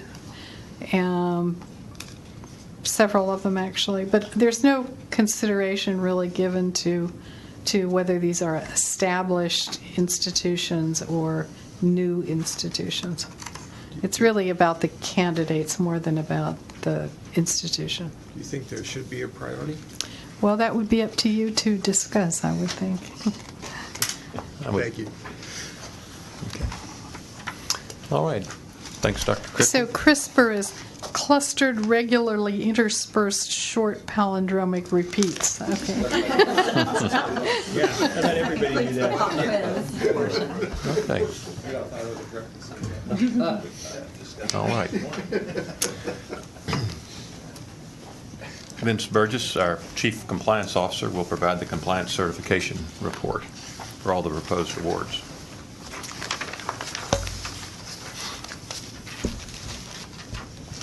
Good morning, Chair Guerin and Oversight Committee members. Vince Burgess, Chief Compliance Officer. You can find my compliance certification on page 8 of the proposed grant award booklet and all the details, and this was made available in the portal to you as well. I just want to note that 2 applications were withdrawn as stated, RR160028 and RR160030. Those are part of my certification, and they withdrew after I submitted that report. What was the last one? The last. RR160030. Thank you. Yes, sir. So as part of the certification, we review the grant application pedigrees, and as you may recall, the compliance pedigree really documents every step along the way in the grant award process, from application receipt to final award by the Oversight Committee. We review third-party observer reports. We have an individual, a separate contractor that attends our peer review meetings and documents when people have conflicts. Do they step out of the room? Who's in attendance? We review attendance sheets that are kept by SRA, which is our third-party grants administrator. They attend meetings as well. We review conflict of interest forms, sign-out sheets, and other supporting documentation. And I just want to comment that the 12 applications this time was much more manageable than the 500 applications in November. These award recommendations are consistent with the Institute's established grant review process. So Chair Guerin, Oversight Committee, I certify that the review process for the applications that are being recommended for the 3 academic recruitment award slates complied with applicable statutory and administrative requirements. And I'm happy to answer any questions you may have. Any questions? Mr. Holmes. Yeah, just when you were reading off the ones that were withdrawn, Yes, sir. Was it the last 2 numbers were 28 and 30? Yes, sir. Okay. Yes, sir. Okay, any other questions? Thank you, Mr. Burgess. Thank you. Appreciate your good work. I note for the record that Mr. Angeli reports a conflict of interest with application RR160023 submitted by UT Austin. Are there any other conflict of interest declarations for Oversight Committee members that have not been reported previously? All right. Members, you have the list of applications and grant amounts recommended by the PIC for the recruitment grant awards. The list is on page 7 in your proposed grant awards packet. I will note for the record that the PIC recommended RR160028 and RR160030, but the applicants withdrew the request prior to today's OC committee meeting. Therefore, these recommendations will not be considered. Rather than taking up a separate vote on the 3 different grant mechanisms, we'll take up the recruitment award recommendations in 2 votes. One vote will consider all the recommendations awards except the award proposed for UT Austin. The other vote will be to approve the UT Austin award. If a member wants to consider one or more recommendations individually, please make a motion to do so. The PIC's recommendations will be approved if 2/3 of the Oversight Committee members present and able to vote approve the PIC's funding recommendations. I will now entertain a motion to approve RR160023. So moved. Have a motion and a second. All in favor? Aye. Any opposed? Hearing approval from at least 2/3 of the members present and able to vote, the motion carries. I will note for the record that Mr. Angeli did not vote. I will now entertain a motion to approve the PIC's recommendation for recruitment grant awards to the University of Texas MD Anderson Cancer Center, University of Texas Southwestern Medical Center, and Baylor College of Medicine. Do I have a motion? Second. Have a motion and a second. All in favor, please say aye. Aye. Any opposed? Hearing approval from at least 2/3 of the members present and able to vote, the motion carries. I will note for the record that the Oversight Committee did not consider RR 160028 because the application was withdrawn. I will now entertain a motion delegating contract negotiation authority to the CEO and CPRIT staff and to authorize the CEO to sign the contracts on behalf of CPRIT. So moved. Got a motion and a second. All in favor? Vote aye. Thank you, None members. opposed. Motion carries. All right. Now the chief, pardon me, Dr. Garcia is not here. As you know, she has an illness in her family. And I'd like to recognize Ramona to provide the prevention program and communications report. You're going to get to do it anyway. Thank you, Mr. Heron. I had told Wayne that he could just say, read it in your book. It's here. The report is found under tab 4 in your packet. And there's, it's a very brief report. We have 11 awards. That's going through the contract process right now. Most of them have been contracted. And then our applications are due on March the 3rd, and we're excited to see what we're getting in. And it looks like we're, as I said before, the momentum has taken a turn.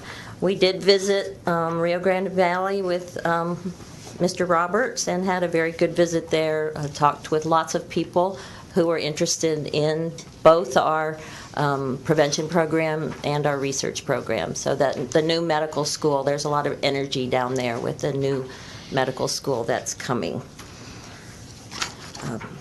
You can see in your attachment 1 the statistics of the program. I won't go through them unless you have particular questions. And then in attachment 2, one thing that Dr. Garcia wanted to bring to your attention is we see through the statistics all the actual activities that we're doing, all the screenings we're doing, all the diagnostics we're doing. But another part of the change that the prevention program is affecting in the state of Texas is the systems change, where systems are actually being changed to improve the efficiency of the delivery of prevention services, and that's something that's hard to quantify. And so she has provided 2 examples there where it's really changed the entire system. Harris Health System is a good example. It just totally changed the way they deliver their cervical cancer screening and has cut down on the wait times and brought more people in with the follow-ups and the patient reminder systems. And this is one of an example of things that will last past CPRIT funding. We always ask grantees for sustainability, but here is a fine example of this system was changed for the good of the people of Texas, and it will carry on past any CPRIT funding. And the other thing, other example is in Hope Clinic. Dr. Karakostas realized that they were losing people to follow up after they had their cervical cancer screening. And so with CPRIT funding, she hired an OB/GYN physician to actually perform the follow-up diagnostic testing in-house. And so they go directly from an abnormal cervical cancer screening to the next diagnostic test, and then they're followed from that. So it was the loss to follow-up was cut down by a huge percentage. So those are 2 great examples, and there are other details in your packet. And I will be happy to answer any questions on the prevention program update that you might have. Any questions? All right. I'd just like to say a quick word on the communications update. You have examples of some of the newsworthy items in the meeting book, but I would like to call, and I know Dr. Garcia would like to call to your attention with respect to the conference. We do have final data which are included in the memo on page 4-35. 823 people registered for it. As I've said before, obvious interest in our programs. We did a survey which the results are in your book. I won't go into that. other than to comment that there seems to be a desire to have it 39% in Austin, 24 Houston, 18 San Antonio, 17 Dallas. Mr. Guerin requested that we have it in Fort Worth, and Dr. Garcia requested that we have it in McAllen. It's going to largely be determined based on who submits applications for it. They didn't like the lack of coffee. We will address that next session because we were in the black. We had a net gain of about $18,000, which we are allowed to keep and use for the future conference. And that will end unless there's any questions, the communications report. I just have one comment. I read through the reviews of the conference, and I want to compliment anyone who was at all involved, with the exception of CPRIT leadership, which got the lowest rank of all the different presentations. But the comments were overwhelmingly positive and encouraging and laudatory, and I know it's a lot of work to put on that conference, and based on the reviews, you all did a smashing job. Congratulations. Thank you. Thanks. I'll relay that to Dr. Garcia. She was the leader of it. And I did notice also that Dr. Kripke got one comment, said she was kind of boring. That one jumped out at me, too. That was one out of about 1,000, by the way. Everyone else said she was terrific. Needed more coffee. It's too cold. Okay. Any other questions or comments? Thank you very much, and please give our warm regards to Dr. Garcia. Sure. Hope all's going well with her mother. I'd now like to recognize our new Chief Product Development Officer. Welcome, Mike Lang. And thank you for the time that you have given to getting around and visiting with some of us and sharing your ideas and your insights. And I know all the rest of the Oversight Committee members look forward to hosting you in their fair city and having the benefit of your experience and your insights as we undertake to shape the future of this organization. Welcome and thank you. Thank you very much, Mr. Guerin. I appreciate the kind comments, and I look forward to meeting with everyone individually, and I'll reach out to everyone subsequent to the meeting who I have not yet met with, and we'll see if we can set up times to meet with everybody and share the information that we've been discussing. So I'm glad you found it helpful, and again, my role here is simply to provide you, the Oversight Committee with the information needed so that we can make the best determination, as you said, about how to use the funds we have available in the service of the people of Texas. So I look forward to supporting that. In terms of the report today, we've prepared a comprehensive report addressing all of the different activities within the product development group. I'm not going to go into detail on those, except in two areas. I want to have a specific discussion about one award that we made last time, a company called Ruga, so we'll discuss that, and also obviously the first part of the presentation that Mr. Guerin was referring to. Before I do that, I'll ask, is there any questions specific to anything else in the report that anyone would like to address? Okay. So, at the last meeting, the Oversight Committee approved an award for $20 million to an applicant a company called Ruga Corporation. They're developing a specific therapeutic for a type of, for a leukemia cancer. That award was approved by the Oversight Committee subject to 3 contingencies, and so subsequent to that, I've been trying to address those contingencies, assess the status of them, and in summary, it's my recommendation, along with that of the Product Development Review Committee, along with the Product Development Subcommittee, that all of those contingencies have been successfully addressed, and we can move forward to complete the award. The first contingency the first concern that was noted was around the royalty rate. The preponderance of return to a university, this technology, by the way, was developed at Stanford University, licensed to the company. The preponderance of the return to the university is via the royalty that they'll receive on sales.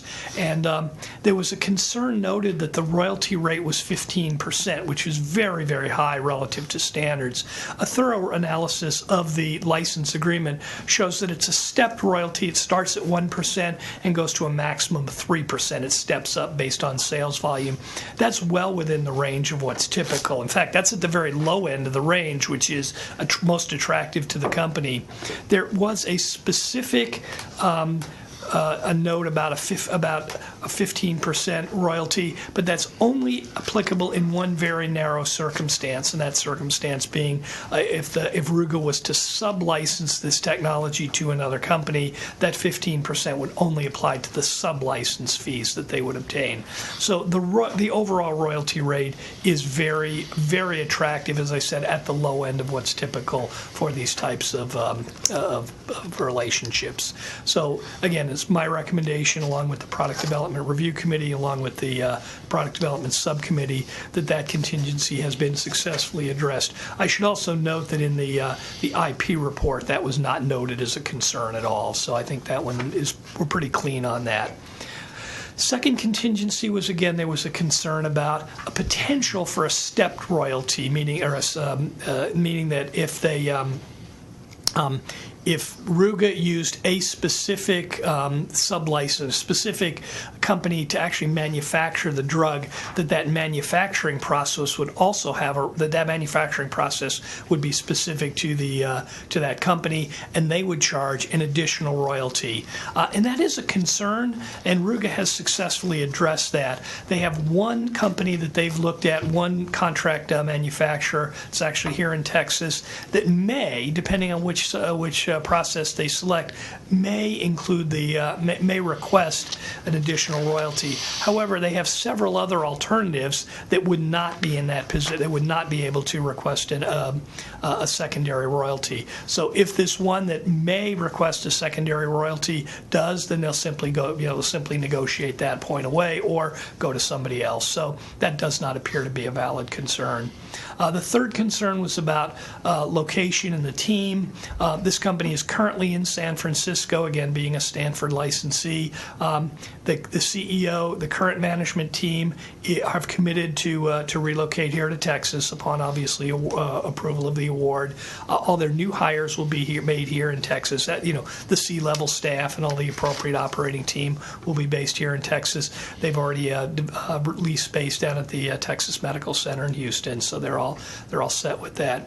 There was a specific concern noted about the principal investigator, the technology developer at Stanford, acting in the role of a CEO, and that was very much of concern to the Oversight Committee. It turns out that was apparently a miscommunication.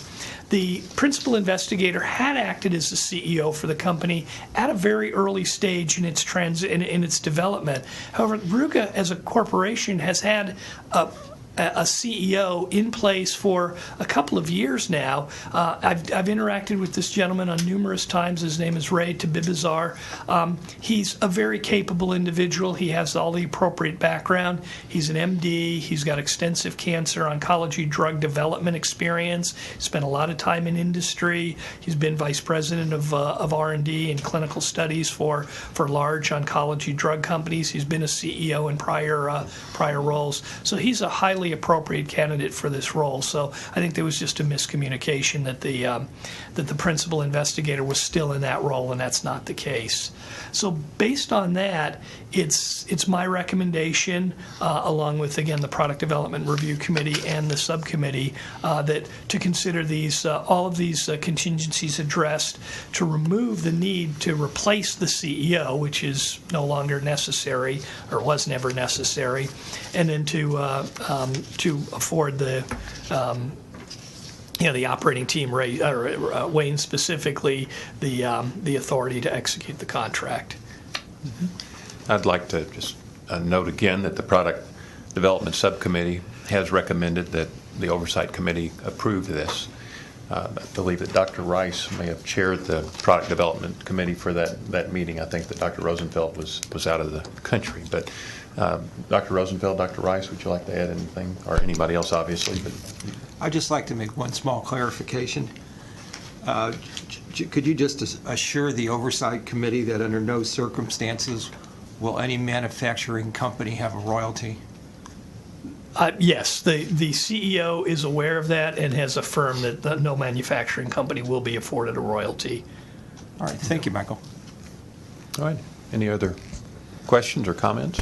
Mr. Margot. Just a question. Why the confusion before?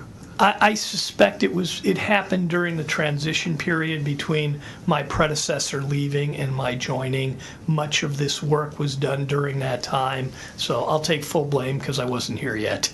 So. But it just fell within that gap. It's my understanding he left several months before I joined. So It just seemed to be such major questions, and then all of a sudden there aren't any. Once I really started digging into this, I realized these issues were not significant and should not defer contract execution. Mm-hmm. I'll entertain a motion to authorize the CEO and staff to execute a contract with Ruga consistent with the discussion today regarding the company's activities to address the contract contingencies. So moved. Got a motion? Do we have a second? Second. Got a motion and a second. All in favor vote aye. Aye. Any opposed? Hearing none, the motion carries. Thank you, members. And now, Mr. Lang, I know you have a report that you're going to share with us. Yeah. There we go. It's always wonderful when these things work as expected. So, yeah. These charts are also in your book, and That's page correct. 5. I don't know if everyone on the Yes, far so right these and the are far on left can see the screen, but page 5-7 begins the report. So, thank you, Mr. Guerin. What I've prepared is a very brief overview on two subjects, just a few slides to kind of orient the Oversight Committee and provide a common context for the future discussion that you noted about how best to allocate our funds and how best to optimize our impact. So, being new to this role, I started by just gathering some basic information about the landscape here in Texas, the cancer R&D landscape, the cancer venture capital investment landscape, just kind of understand where Texas fits in all of this. And then secondly, I did an analysis, a very high-level analysis of our portfolio to basically assess really the point that Dr. Mulrow was making before. What sectors are we investing in? What does our portfolio look like in terms of what sectors and what stage of development? So one can go on the NIH and NCI website and pull out a fair amount of information. Obviously, that's all public information. So NIH and NCI provide grants to research institutions and support much of the healthcare research that's done in the United States. And these grants the preponderance of these grants are provided to basically the top 100 or so research institutions across the United States, or all the major research universities that have been mentioned numerous times in this and other forums. So I looked at, how does Texas rank in that scale? So we get about 4% of all of the NIH grants, about 7% of all of the NCI grants, and overall that's somewhat below our kind of fair share, for lack of a better term. Texas is a bit under 10% of the U.S. in terms of population and GDP. So we're okay, but we're certainly not we're certainly not above average in terms of our share of the research grants that are afforded from these two institutions. And as you might expect, most of these go to, the UT system gets 62% of all the NIH grants, Baylor College of Medicine another large component of it, and not surprisingly, the MD Anderson is the primary recipient of NCI grants. So I don't think any of that's surprising to anybody. I also looked at how much venture capital investment is going into Texas, both overall and life science specific. And the National Venture Capital Association provides a fair amount of information on where venture capital investment is being made. There was a total of $51 billion of VC investment made. That's an average. All of these are typically averages over the last 5 years. And Texas received about 2.8% of that. So, again, well below our share of the U.S. population. And then if you look specifically at the life science sector of that, it's about in the same range. But this, unlike the research funding, this is not kind of rationally distributed or equitably distributed across geographies. The vast preponderance of, especially the life science funding, goes really into just a few regions. California, specifically San Francisco and San Diego, the Boston area, and also the Philly, New Jersey area, which is a big cluster for the pharmaceutical companies. Those three regions are way above average in terms of their receipt of venture capital investment, especially in life sciences. Most of the rural states, the what I'll call non-industrialized states, get virtually nothing.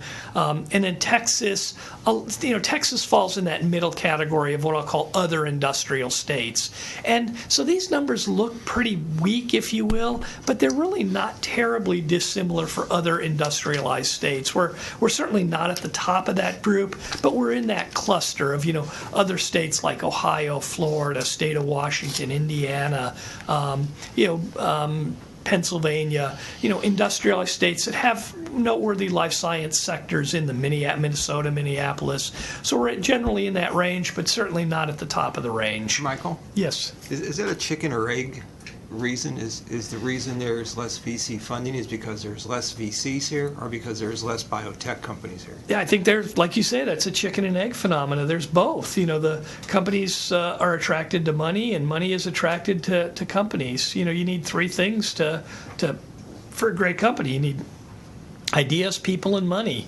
And you certainly have clusters, as I said, the three that I mentioned, where all of those come together. You've got San Francisco being an obvious example of, you got great research institutions, you've got a lot of VCs, and obviously you've got legacy companies that spin out, talented individuals who have market or technical domain expertise that can start new companies. And we don't have as much of any of those as maybe ideally we would like to have.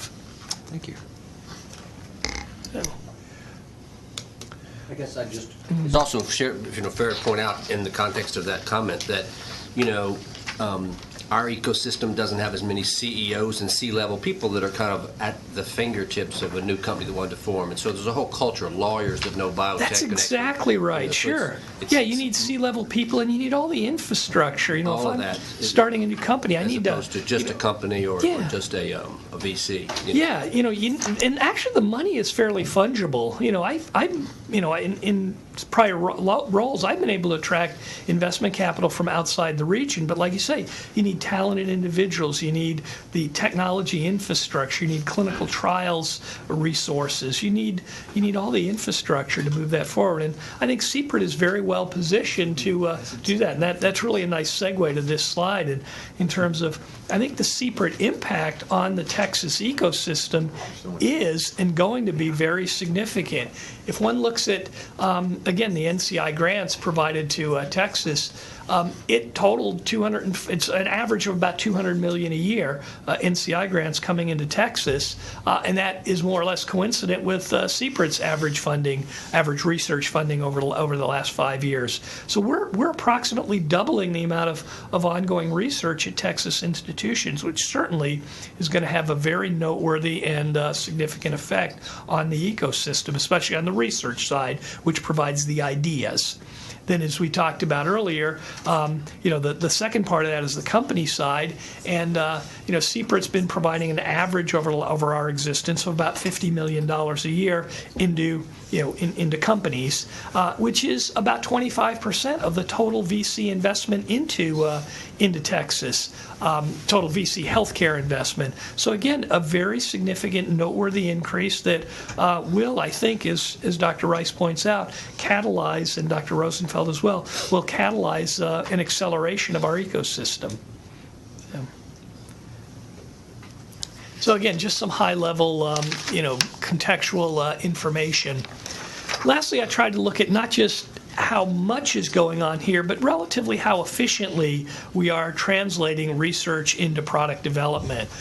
If you look broadly across the entire U.S., again, there's about $65 billion a year spent in university research, externally funded research at universities. The vast preponderance of this comes from the federal government, again, mostly NIH, along with Department of Defense, a little bit of Department of Energy, but the vast majority of that is public funds, federal government funds. Again, goes to the top 100 or so research universities. Research is conducted, a typical cycle time is several years, 3 years or so. And then out of that comes really two things. A tremendous amount of knowledge, which really in the form of publication, which goes into the public domain. And greater minds than I have tried to quantify that. It's hard to quantify that.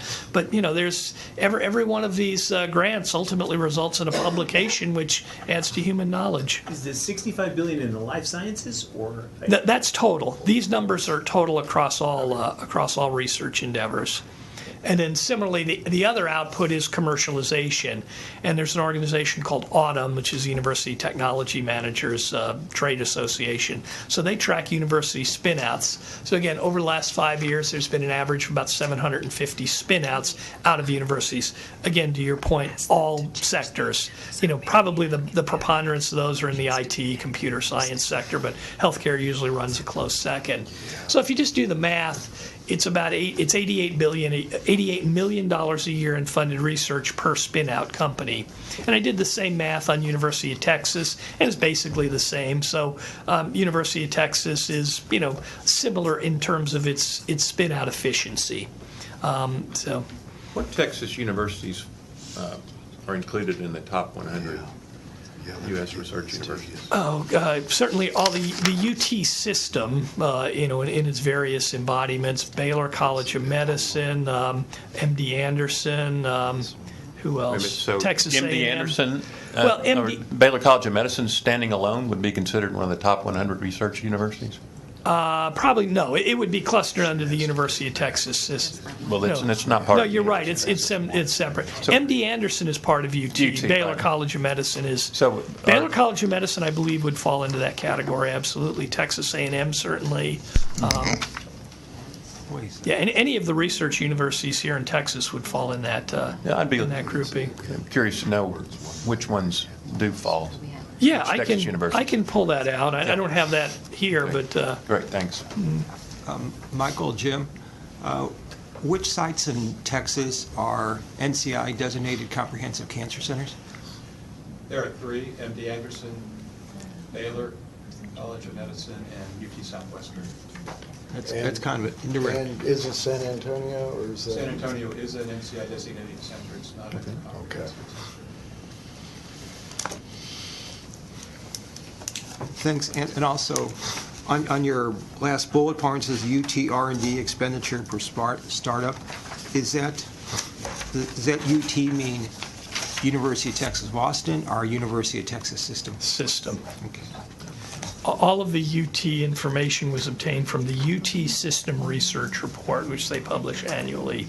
So roughly, in the most recent one, like $2.5 billion of funded research, again, across all of the UT system institutions. And I think there was 19 spin-out companies last year from that. And I went back over the last several years and averaged that. Also, Dr. Guerin made a very good, Mr. Guerin made a very good point earlier when I discussed this with him. And there's an offset. The research funding in year one will not provide will generate a startup company in 2 or 3 or 4 years hence. So I also offset the data to accommodate that very keen point. So. Okay, thank you. Again, just contextual information that I originally gathered more for my own edification, just to make sure I kind of understood the landscape and the ecosystem, and suspected it might be helpful to this body as well.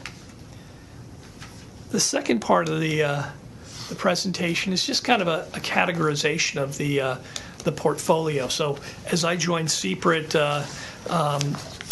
late last year, we had made 28 investments at that time into 27 companies, and so that's a portfolio. It's a portfolio of investments that hopefully will generate, an appropriate return over time. And judgments need to be made about company-specific issues emerge about that. And so I just kind of wanted to get my hands around, what does our portfolio look like? Where have we invested previously? So I went through each of the 27 companies and categorized them into these sectors, and I kind of rank ordered the categories by risk from the lowest to the highest risk sectors. So at the top is tools and services. Obviously, there's 2 companies that we've invested in there, and that's generally perceived as a low risk sector. And really, there's a kind of a bright demarcation here. All companies, any startup companies, has a fair amount of risk associated with it. It has engineering risk, development risk, operational risk, financial risk. There's lots of things that can go wrong. And the companies above that line obviously have all of those risks incumbent in them. But when you move into when you invest in the biology sector, specifically in pharmaceutical development, there is another level of risk, or another risk that's additive to that, which I generally call biological risk. You're trying to change the way the body wants to behave, and you're fighting 4 billion years of evolution, and that biological risk, it's been my observation over many years, overwhelms all of the other risk factors combined. So pharmaceutical development has associated with it an additional risk factor that's not found in other businesses. So I just call them low and high risk sectors for lack of a better term. And just looking at what the investments that we've made, 2/3 of our projects and 85% of our total funding has been in basically oncology drug development, which is relatively high risk vis-a-vis the other sectors, which comprise about 15% of our total investment. I know you have another slide that you're not going to share with us today, and I assume probably will with individuals when you meet with them. But when you're talking about low risk, high risk, you've put together some numbers, 1 out of 24, 1 out of whatever. Could you, just to add a little texture to this low risk, high risk, what kind of numbers are you talking about as far as a successful venture? Sure. Well, I mean, the pharmaceutical development industry is a very large industry and is very well studied. Mm-hmm. There are a number of economists who track what's happening in the industry. So many compounds are screened to identify a number of compounds that are seemingly good drug candidates, and about 4 or 5% of drug candidates that start at the process actually wind up being approved by Food and Drug. It's a multi-step process, when there's attrition at various stages of the process. There's the compound screening, compound development, there's preclinical research, there's 3 phases of clinical studies, and finally, obviously, a regulatory approval process. So, and there's an attrition rate that happens at each of those steps in the process. That a certain number of projects start, and a certain number pass through each of those stages, and a certain number fail. Mm-hmm. And when one aggregates that and looks at that across the entire industry, the entire success rate is about 4 or 5% of all the compounds. So 1 out of 24. Yeah, 1 out of 24 is successful. Mm-hmm. Now, with that said, the preponderance of the failures occur relatively early in the process, before the full investment has been made. Mm-hmm. So, and again, not unlike other product development processes where there is an attrition rate, but because of the biological complexity involved, the attrition rate in pharmaceutical development is probably higher than many other industries. Okay. So, within that spectrum, from drug discovery to FDA approval, can you tell us where our investments are? In other words, are we mostly on the front, most risky, or in the middle, or in the end? Mostly in the middle. We're generally don't do a lot of, if you look at this slide, the clinical phase. If you look at most of our investments are not in the clinical phase, although some are. They tend to be early in the clinical phase. The last step in the clinical phase is almost always done in the big pharma environment because it's so expensive that most of our companies will never sell a product. They'll sell themselves to a big pharma company that then will complete development and then sell their products. That's typical in the industry. The vast majority of healthcare startups, their exit is by sale to a strategic partner. So most of ours are in the preclinical drug development stage. A few in drug research, a few in clinical development, mostly in the preclinical stage.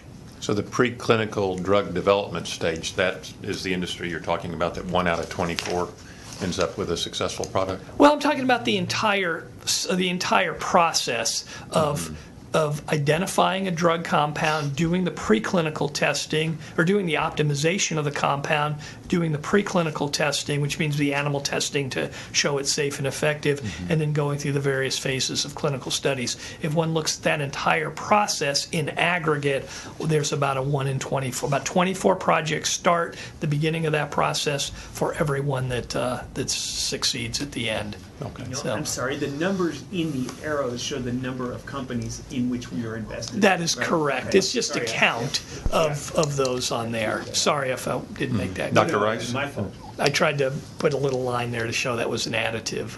Okay. Dr. Rice? I was just going to, sort of talk for just a brief second about what we'll probably do in our subsequent meeting as we try to talk about this whole subject. And, you've nicely categorized, as we see these 9 areas or 7 areas. In a way, remember, there's another dimension, which is kind of what you're talking about. In the preclinical drug development, there's obviously a startup company which has, 1 employee or then 2 Right. employees, and then eventually that can run into 100 employees, right? So each of these has a time frame, and the whole drug development process is another kind of time frame. But what I was going to kind of raise is, again, something we'll talk about later, but this is, I think, something that I want to just sort of plant the seed, is that, what I've asked is kind of, should we, how should we think about the idea that maybe we should fund conceptually, for instance, 10 $2 million startup companies versus one $20 million, company that's down the road a little further. And we've talked about this, and there's kind of different risk profiles as we go. But, I was struck by your graph on page 512, which talks about the 88 to 95 million spent per kind of spin-out company, and it could be philosophically that we'd say, maybe we should focus on trying to start a lot more companies versus funding ones that are down the road a little further with bigger dollars. And anyway, so that's the context, I think, of some of the conversation I think we want to have as we go. Yeah, this slide earlier, it categorizes the companies by sector, and I also have another slide which is not presented here, but which we can review. It categorizes the companies by stage of development, which is exactly what you're asking for. So when we meet, I'll be happy to share that information with you, and we can look forward to thinking that through with you. Bill, that's a good point. And VCs, I advise, they often take a profile that we want to be an early investment VC, we want to be a late investment VC, we want to be a balanced portfolio. There's nothing wrong with any of those approaches. It's just you have to decide what your approach is. And so I think that's an important conversation. The other is just a kind of a technical question on 5-14 in my book. Should, under drug research, should Peloton be listed? Since that money is never granted, or whatever the appropriate term should be? Peloton did receive money from CPRIT. They received $3.2 million out of the $11 million contract, and they performed work and reported on that work. Okay, thank you. And they remain a viable entity. Okay, thanks for the clarification. Okay. Mr. Margaret? We discussed on our call last week a little bit about what Dr. Rice was talking about on the, we've got to weigh the fiduciary responsibilities of the funding that comes from the public sector. And that's going to be an ongoing debate all along as to whether or not our chances of return are greater on those that are more mature, or do we want to roll the dice on, or do we want to take a percentage? And I'm just not sure what the as Pete and others know, the legislators sometimes have a very short memory. And so I would never say that. The fact, as IR was one, I can tell you that what we do today, while it has long-term opportunities, will require a lot of due diligence on the front end to justify. That's a very important insight, and the expertise that we have represented on the Oversight Committee, I think is going to enrich this discussion and help us come to the right decision. But Dr. Mulrow. This is nowhere near as weighty as that, but I was just interested in the U.S. R&D landscape as it applies to cancer. Is the area of devices and diagnostics taking off? I mean, devices are taking off in other areas, and I'm just wondering if those other categories are taking off in the last 5 years or not. I would hate for us to just get focused on drug development, particularly if there are other things that are very hot that are happening. Very, very good point. I've spent my career in the medical device and diagnostics industry, so I have a little bit of insight into that. Clearly, in cancer area, there's been a revolution in diagnostics over the last 10 years. Molecular diagnostics has really changed the way in which cancer is detected, the way in which cancer is subtyped. And again, my esteemed medical colleagues can talk about this much more eloquently than I can. But cancer is historically been defined by the region in the body in which it appears, and that's really a fallacy. Cancer is a collection of a wide variety of different diseases that sort of have similar location and similar disease progression, and it's only through biological subtyping that scientists are now understanding these, and then we're able to now not only understand which type of cancer you have, but which of those, which drug you're most likely to respond to, et cetera, what your prognosis is. So molecular diagnostics is providing tremendous insight and is really being used concomitantly with these new therapies to advance cancer treatment significantly. So a follow-up to that is the infrastructure that you need to develop these diagnostic and devices different than the infrastructure that you would need for drug development products. Some of the infrastructure is common, much of it would be different. The technologies are similar but substantially different. A lot of the business infrastructure would be common, clinical trials, some of the laboratory equipment is similar, but the clinical trials, the regulatory resources that one would typically subcontract out, those are all going to be common resources that would be applicable to either sector. I'll just conclude that, in general, medical devices have been responsible for a huge impact in cardiovascular disease, much less so in cancers. The nature of the disease has historically not lended itself to a lot of device therapies. There's some, but it's really not a major impact on cancer as it is in other areas. Okay. Dr. Rosenfeld? Just to clarify that, it depends sort of in oncology what you call a device, because most of us think of a device as like a catheter or something like that. But if you include things like radiation oncology devices, CAT scanners, that's MRI a very scanners, good point, yeah. Then medical oncology devices goes way up. But it just depends how you look at the field. That's a very good point, yes.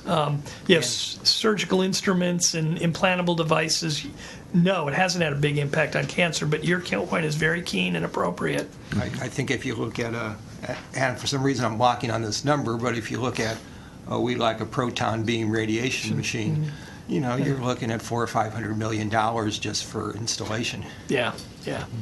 So. Okay. Well, if no further questions for Mr. Lang, we look forward to this very full and going to be a complex discussion for us as an oversight committee, and look forward to your helping us think through all those many issues. Thank you and welcome aboard. Thank you. All right. I'm going to jump out of order. We are running a little long, and we have one of our presenters who's going to have to leave. So I'd like to ask the committee to turn to tab 9, and I'd like to recognize Dr. Mary Ann Ottinger to present the University Advisory Committee's annual report. Dr. Ottinger is the committee's vice chair and associate vice chancellor for research for the University of Houston system. I'm going to leave it to you, Ace. Thank you. Thank Thanks you. for joining us today, and thanks for your service on that very important role. Well, and we in turn greatly appreciate the opportunity to give our input and to function as an advisory board. And it's been very, very interesting and much appreciated how seriously and to heart everyone's taken our recommendations, and we will continue to work closely with you. So I'm just going to briefly go over this because I know you already have the report in front of you, and then I'll be glad to answer any questions or any charges you would like for us to consider for the next year and go from there. The advisory committee membership is made up of Cheryl Walker, who's our chair, Michael Kahn, Billy Covington, Mike Jacobson, Kent Osborne, Yosef Shamu, Ian Thompson, and was Jim Wilson, and then myself.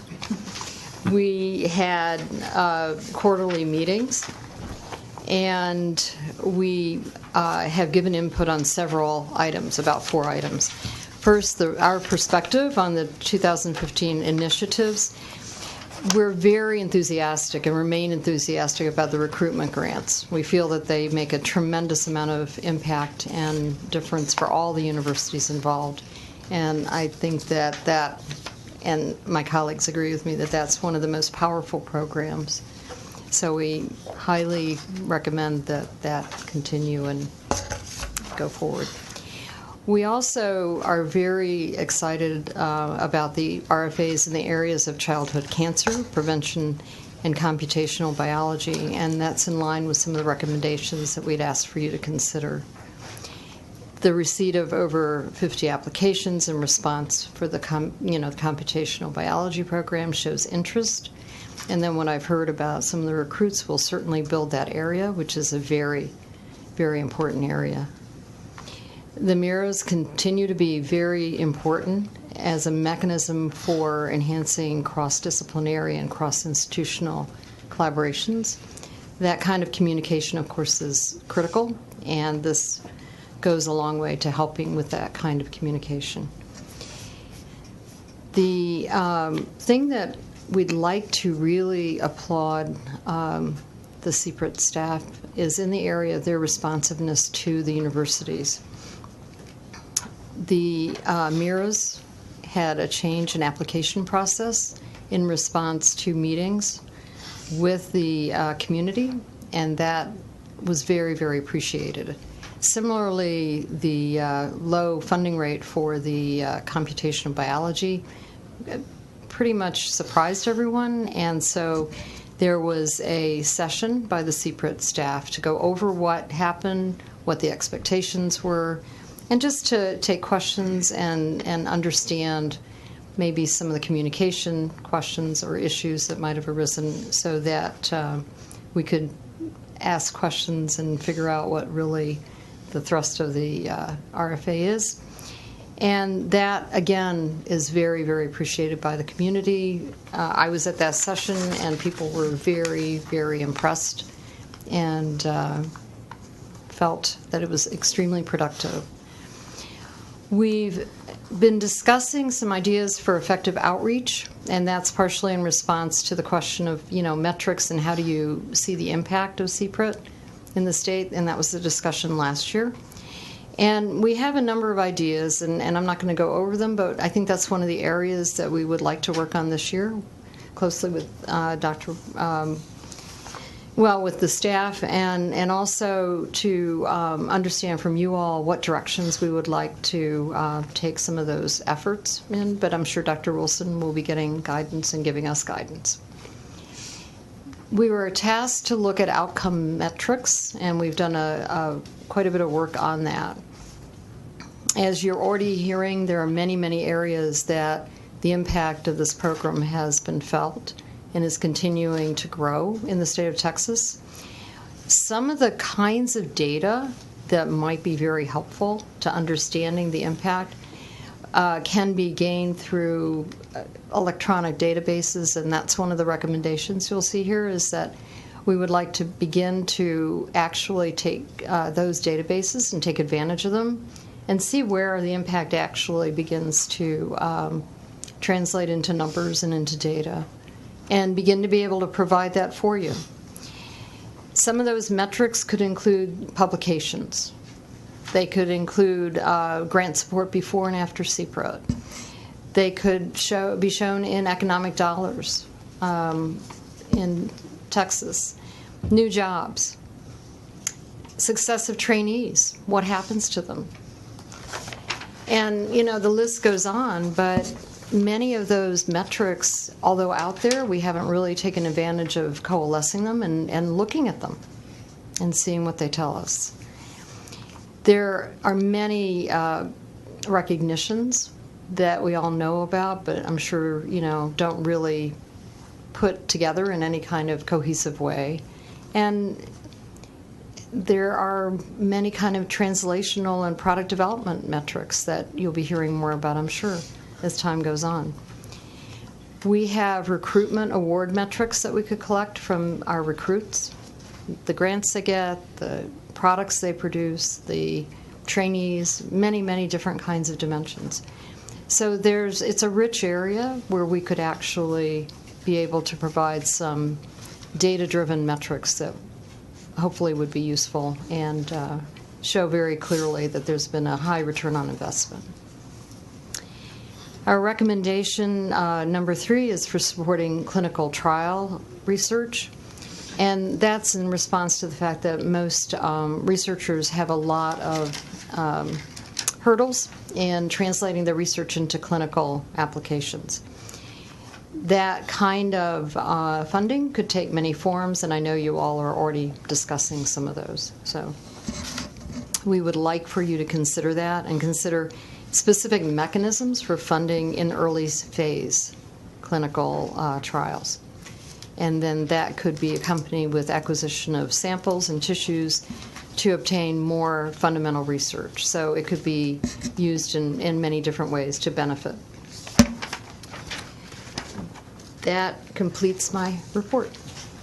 Thank you very much for your report, and we do look forward to working with you on so many of those areas that you've addressed and helping us to assess the impact of CPRIT particularly.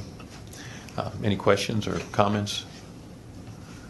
All right. Well, thank you very much for Before I joining leave, us. could I also express the thanks of the advisory committee for Dr. Kripke and Michael Brown's work with us. They've been fantastic.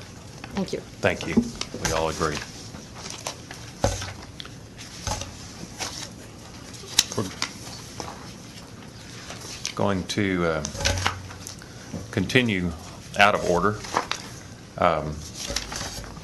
in order to accommodate our schedules of our guests. Okay. Yeah, turn your attention to tab 8 and would like to again jump out of order. We have 2 statutorily created advisory committees. We now ask that the Advisory Committee on Childhood Cancer and University Advisory Council representative please come forward to make their annual report to the Oversight Committee. The chair recognizes Dr. Susan Blaney to present the Advisory Committee on Childhood Cancer annual report. Among her many titles, Dr. Blaney is the Deputy Director of the Texas Children's Cancer and Hematology Center and Executive Vice Chair, Department of Pediatrics, Baylor College of Medicine. Thank you very much for being here today, and thank you for your service to CPRIT. Thank you. On behalf of the Childhood Advisory Committee, I'd like to thank the CPRIT Oversight Committee as well as Dr. Kripke and Michael Brown. I just have some brief slides that will summarize what is in the report. Here are the points that I'd like to highlight. The members of the committee are listed on this slide. As you can see, they represent the large pediatric cancer centers in the state of Texas, as well as our patient advocacy committee. We have 2 patient advocates. Annette Leslie, and Tim Culliver. And at the end of the report, I'll talk to you about some of our recommendations from our membership subcommittee. I'm not sure where I should direct this. Okay. Well, we'll just go to the written report then.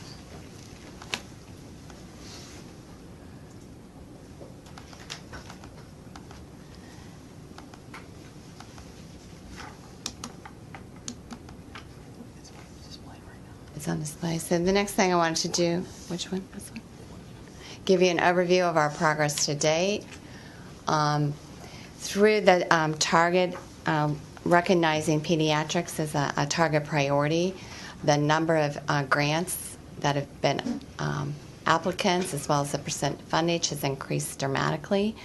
We have more than 30 projects funded, and an increase in pediatric awards from 4% to 13%. In early metrics that we have from these awards, which we expect to increase exponentially as the research matures, is there have been more than 65 publications to date. Many of these have been in high-impact journals such as Journal of Clinical Oncology, Blood, Nature Reviews, and Nature Communications. So the work that's being done is having a big impact on the scientific childhood cancer community. And already, even though early in the development of these research projects, more than $10 million in external funding has been garnered to date. Sorry, on that point, 10 million in other. Yeah, so preliminary data from these projects has already been used to apply for NIH funding as well as other foundation funding. So, and that, again, we would expect to increase exponentially as more data matures from the ongoing projects. Funding that did not come. That did not come from CPRIT. Additional funding. Would not have come. Correct. Correct. The impact of this funding, I'm just going to give you a couple highlights, but it's been across all of the pediatric cancers that we see. So, for example, an osteosarcoma, a bone tumor of childhood and adolescence, one of the first large animal models for this disease has been developed. We've identified mechanisms of metastatic disease. Metastatic osteosarcoma is not curable, so this is really important to look for targets. We've been able to identify important prognostic subgroups and completed a phase 1 trial with immunotherapy using a chimeric antigen receptor T cell directed at an antigen on this tumor. In terms of genomics, there's been a lot of genomics work funded on childhood cancer through CPRIT, and as a result of some whole exome sequencing, NIH funding for a large clinical trial, which will be a very important trial for the pediatric oncology community, has been facilitated. What disease was that? Across all childhood cancers. Okay. So in clear cell sarcoma, a kidney, a previously unknown genetic mutation was identified as a result of CPRIT funding. Greater than 85% of the tumors have been found to have this mutation, and as a result, diagnostic tests are in development. Again, a very landmark finding for this particular rare tumor of childhood. Another uncommon tumor, hepatoblastoma. We've been able to develop animal models, find out scientific findings about the role of various signaling pathways in this disease, and developed a stratification scheme based on clinical findings and molecular findings that is going to be used both nationally and internationally for treating children in the future. So in leukemia, again, findings that may come up allow us to identify new algorithms for treatment. And then in the area of prevention, there have been active efforts in developing multimedia forms for communication to educate parents of young adolescent girls about vaccination, the importance of that across the community, as well as targeted projects for our Hispanic community. Why the Hispanic community? Is it more prevalent? Well, it has to be translated, so just in terms of communication issues, but that's a particular reason. So in terms of our ongoing scientific needs, and these are outlined in the report, but we have felt that these investigator-initiated research efforts that are specific to childhood cancer research have been very successful, as I just gave you an overview. And we strongly recommend continuation of this as a high priority. And we also think it would be optimal to release a MIRA, a multi-investigator research award, that can bring all of the cancer centers across Texas together to do further collaborative research for childhood cancer. We would ask consideration to dedicating a specific award for recruitment for a pediatric oncology researcher, either laboratory-based or clinically based. In the last round of RFAs, there was a core facility grant that Dr. Kripke helped facilitate to allow institutions to submit an additional application that was specific to a pediatric shared resource. And we would like to see this continue and perhaps see consideration of a multi-institution high-impact resource for either drug development or CLIA-certified sequencing that's specifically applicable to pediatrics. Some of the panels and the needs for pediatric tumors are very different than our adult counterparts. In terms of prevention, obviously we recommend ongoing continued efforts in prevention and targeted research for our highest risk patients and their families. A lot of the genomic research has identified that more than we thought, there are patients with cancer predisposition syndromes, and we are actually developing clinics that are preventative clinics based on these findings in the big cancer centers, and a lot of further research in this area is required. In terms of product development, this is really an orphan area in pediatric oncology because it is an orphan disease, and industry does not wholeheartedly direct resources for pediatric-specific products or diagnostics. And we would like to have fora to explore innovative ways in Texas to facilitate and encourage development of therapeutics and diagnostics for childhood cancer. And that could be a consensus conference as a start. And then another area that we would like strong consideration is to increase the number of pediatric oncologists and laboratory scientists that are on CPRIT review grant panels. We treat orphan diseases, and the scientists that review often aren't very familiar with the diseases that we treat, and so we think that we need to have people that are educated in the area to contribute meaningfully to the rating of many of the grants that are submitted. So lastly, this will just be brief. Our membership committee subcommittee met to review 3 questions: when institutions should be members, should we have more than one members at institutions, and if so, which ones, and other recommendations. We all agreed that current members should maintain membership, and that but we want to increase the input across the pediatric oncology community to underserved areas of Texas and have those investigators also participate in the advisory committee. And so we would like to propose that non-member institutions put forward a nomination for a non-voting member to serve on the advisory council. And then we would develop criteria to have non-voting members ultimately become members.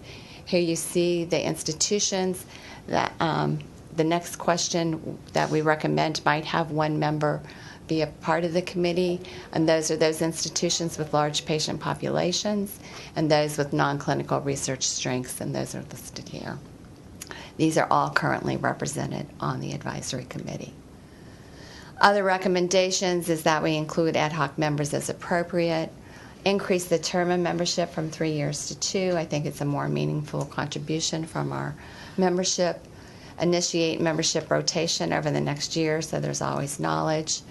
As I mentioned before, develop criteria for non-voting members to become members. And then modify the bylaws as appropriate to meet these recommendations.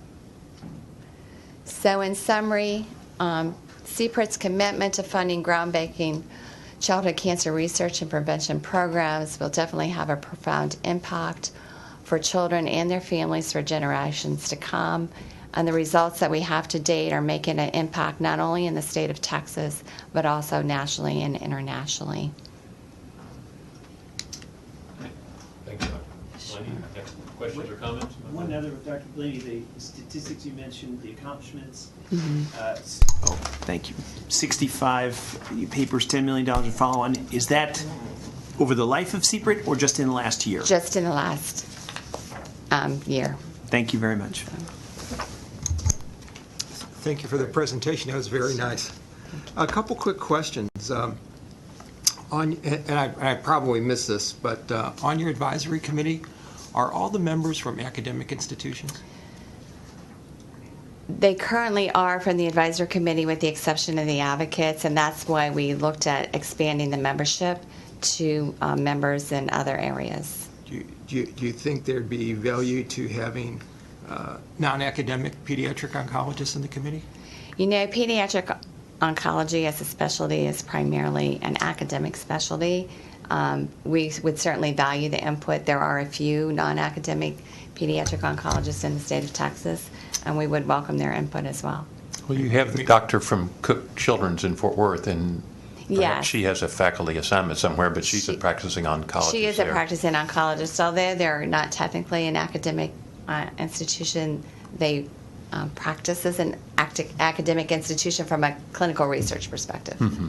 But she has a... Yeah, and she does have membership. She's full-time practice. Yes. And she is on the advisory committee. She is on the committee. And there may be some other very large pediatric oncology groups that... There definitely are. That maybe should consider representation. Yes, and that's what we would like to do. And my other question concerned priorities. If you've been here, you've heard us talk about priorities and spending and other things. So in pediatrics, I was just wondering, is there certain diseases that should be prioritized or deprioritized? Diseases maybe with a very, very high cure rate, maybe the spending for that should decrease while the spending for some incurable cancer should be increased? So that's an excellent question, and I think it's a multifaceted question. So definitely high priority goes to those cancers that even in 2016 we don't have a cure for. There are rare diseases. Many of our CNS tumors are brain tumors, and then diseases that are metastatic at diagnosis. But although we've been successful in increasing the cure rate, and now more than 80% of children are cured with their cancer, that comes with a price. The treatments that we give today are largely non-targeted therapies, and they have significant long-term side effects that lead to tremendous morbidity in adults. And so we have to find a way not only to benefit those children, but also the burden that places their chronic care on society. Some of them, when they become adults, they won't be able to be functional because of long-term side effects. So a lot of research still has to be dedicated to minimizing the toxicity of our current therapies. Thank you. Any other questions or comments? Well, thank you very much for your great work and your report today, and please convey our thanks to your entire team. Thank you. And Mr. Roberts, I'd like to ask, I don't know, I'm embarrassed to say I don't know the process to consider all the recommendations that come from our advisory groups, but I think it would be helpful to the Oversight Committee if you could have your team put together a response to each of the recommendations. I know some of them have been incorporated in how we do business. Some may be under consideration and some may not be realistic, but they do great work, these advisory committee groups do, and if you could, recommendation by recommendation, provide us a report on how we responded to those. Please do.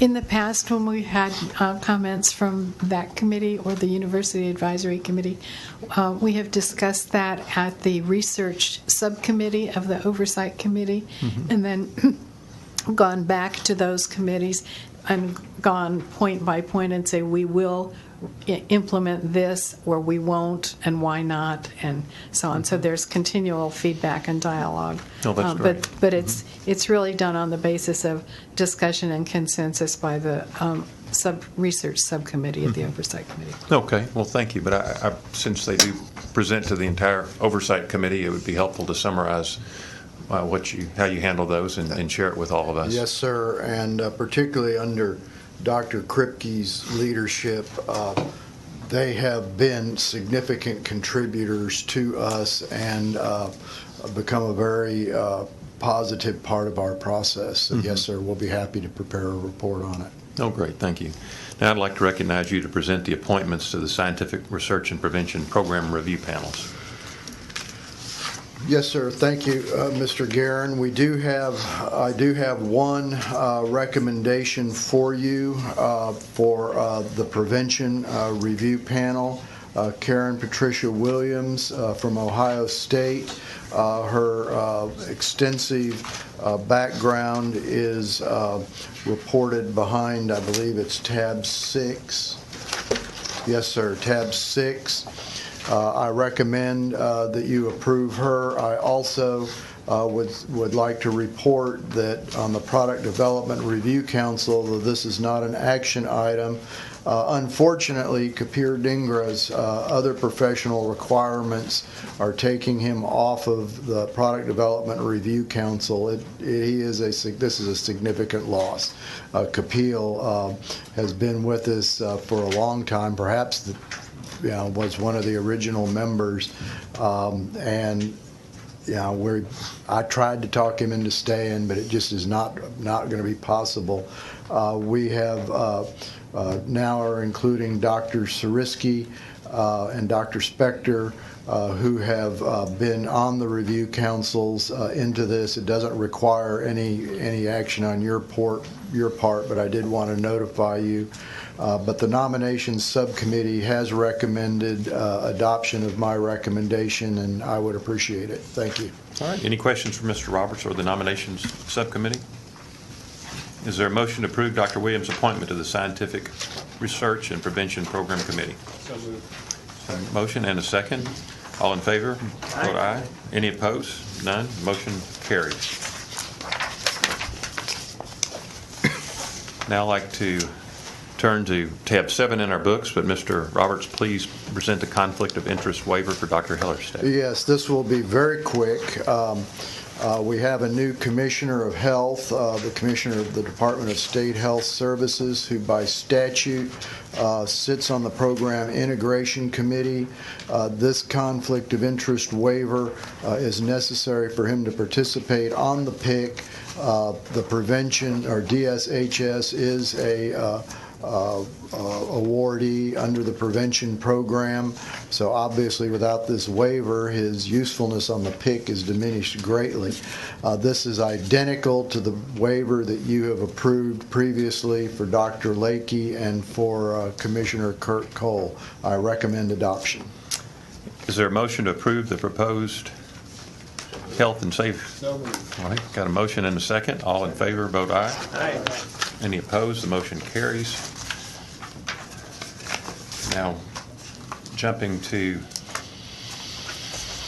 item 13. At this time, the chair recognizes Ms. McConnell to present the Chief Operating Officer's report.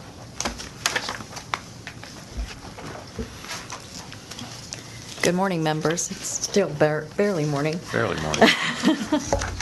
I really won't go into detail on my report. You've had a chance to review it. I will highlight that in terms of revenues, as I pointed out, we collected $171,000 in conference fee registrations in November. That was additive to about $35,000 that we had collected previously. And we're still actually getting checks in for the payments for the conference fee registrations. The other thing I'll highlight is the debt issuance history. At the beginning of the year, we requested that TPFA issue on our behalf $55.4 million in commercial paper notes, and then that brought it a total of $300 million in commercial paper notes that had been issued on CPRIT's behalf since the prior year, and so they actually refinanced that outstanding $300 million in commercial paper notes at a long-term interest cost of 3.2, almost 3.3%, and included in that transaction was $69.8 million based on our projections for grant award expenses, and those monies were dispersed to CPRIT in January of this year. Are there any questions on my report? Any questions for Ms. McConnell? No. If no questions, thank you very much for your report, and if you continue, please, and discuss your recommendation for internal audit services for FY 2016. Yes, so moving on to tab 11, we do have a recommendation to contract with Weaver and Tidwell for $232,500 for FY16. The contract would include 3 one-year renewal options that would go from 2017 through 2019. We did determine that the Weaver and Tidwell provided the best value based on their experience as an internal auditor, not only for us. They had been our internal auditor in FY15, as well as for other state agencies. Their working knowledge of applicable state law and other requirements, as well as the breadth of their team's expertise and the competitive price that they offer to the state. I will note that we had 6 applications in response to our competitive request for proposal that was available from the end of November through the end of December. And we completely vetted those proposals and whittled it down to Weaver and Tidwell. Okay, any questions? Any comments? If none, as members, is there a motion to approve? So moved. Got a motion and a second to approve Weaver and Tidwell. All in favor, vote aye. Aye. Any opposed? Motion carries. Thank you. All right, thank you very much, Mr. McConnell. Chair now recognizes Mr. Burgess to present the Chief Compliance Officer's report.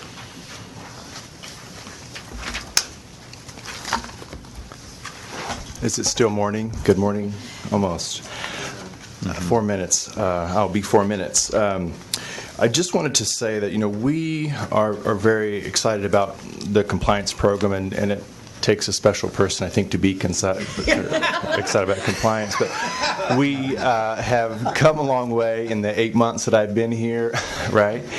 And we're excited about where we're headed. And I think ultimately, while you wouldn't take us on a road show maybe midway through and tout the compliance guy or the program, we really do help maintain the integrity of our programs and our operations. And I think we're trying to do the very best job that we can. I'm very proud of our staff. I've prepared 3 slides for you somewhere. Sorry about that. Maybe not. You can find those, my complete report on behind tab 12, and then the slides start on tab 12-5. And one of the main focus of the compliance program is to monitor grantee reports, and this gives you a snapshot of fiscal year to date, and you can see the downward trend of missing or delinquent reports. One before that. Thank you. The other way, 12-5. Thank you, sir. We have made a concerted effort to increase our internal communications and work with our grantees to make sure they are submitting their reports timely. As I've said in previous meetings, as you may recall, we, on an average, receive 550, 70-ish reports every month. And so we would expect there's a certain number of delinquent reports or missing reports that I think may be the cost of doing business. And these could be, the reasons for this could be a technical issue with our grants management system. It could be just the institution may not have the right information timely to submit a matching certification form. But we really are diligent in working with our grantees, and I think you can see, as demonstrated by this, that there is a downward trend in terms of our missing reports. And the next slide I've finally in my head titled the Mr. Montgomery slide, because he wants detail, and I like that. So of January, the 13 reports gives you the breakdown of those. So Roughly 54% or 7 of those were financial status reports, 2 progress, 2 matching, and 2 single audit. I just want to tell you that I too am excited about the compliance. Thank you. officer. Thank you. I also want to note that of the 13 on this slide, I believe 6 or 7 were the result of a new grant, and so the grant was signed, and then when you sign a grant and we put you in the system, you have kind of automatic reports that you have to kind of catch up on. So I think 6 or 7 of these were the result of that. The next slide shows you our desk reviews and our on-site reviews. So back in July, we performed a risk assessment, and we had and presented that to the audit subcommittee, and we had tier 1, 2, and 3, or priority 1, 2, and 3, and the priority 1s receive on-site reviews, the priority 2s and 3s receive desk reviews, and targeted on-site reviews if we find something significant in the desk review. So this gives you just kind of a snapshot. The blue represents desk reviews. The gold color represents the on-site reviews. And we're averaging a total of about 29 or 30 a month, which is on target for what we would anticipate.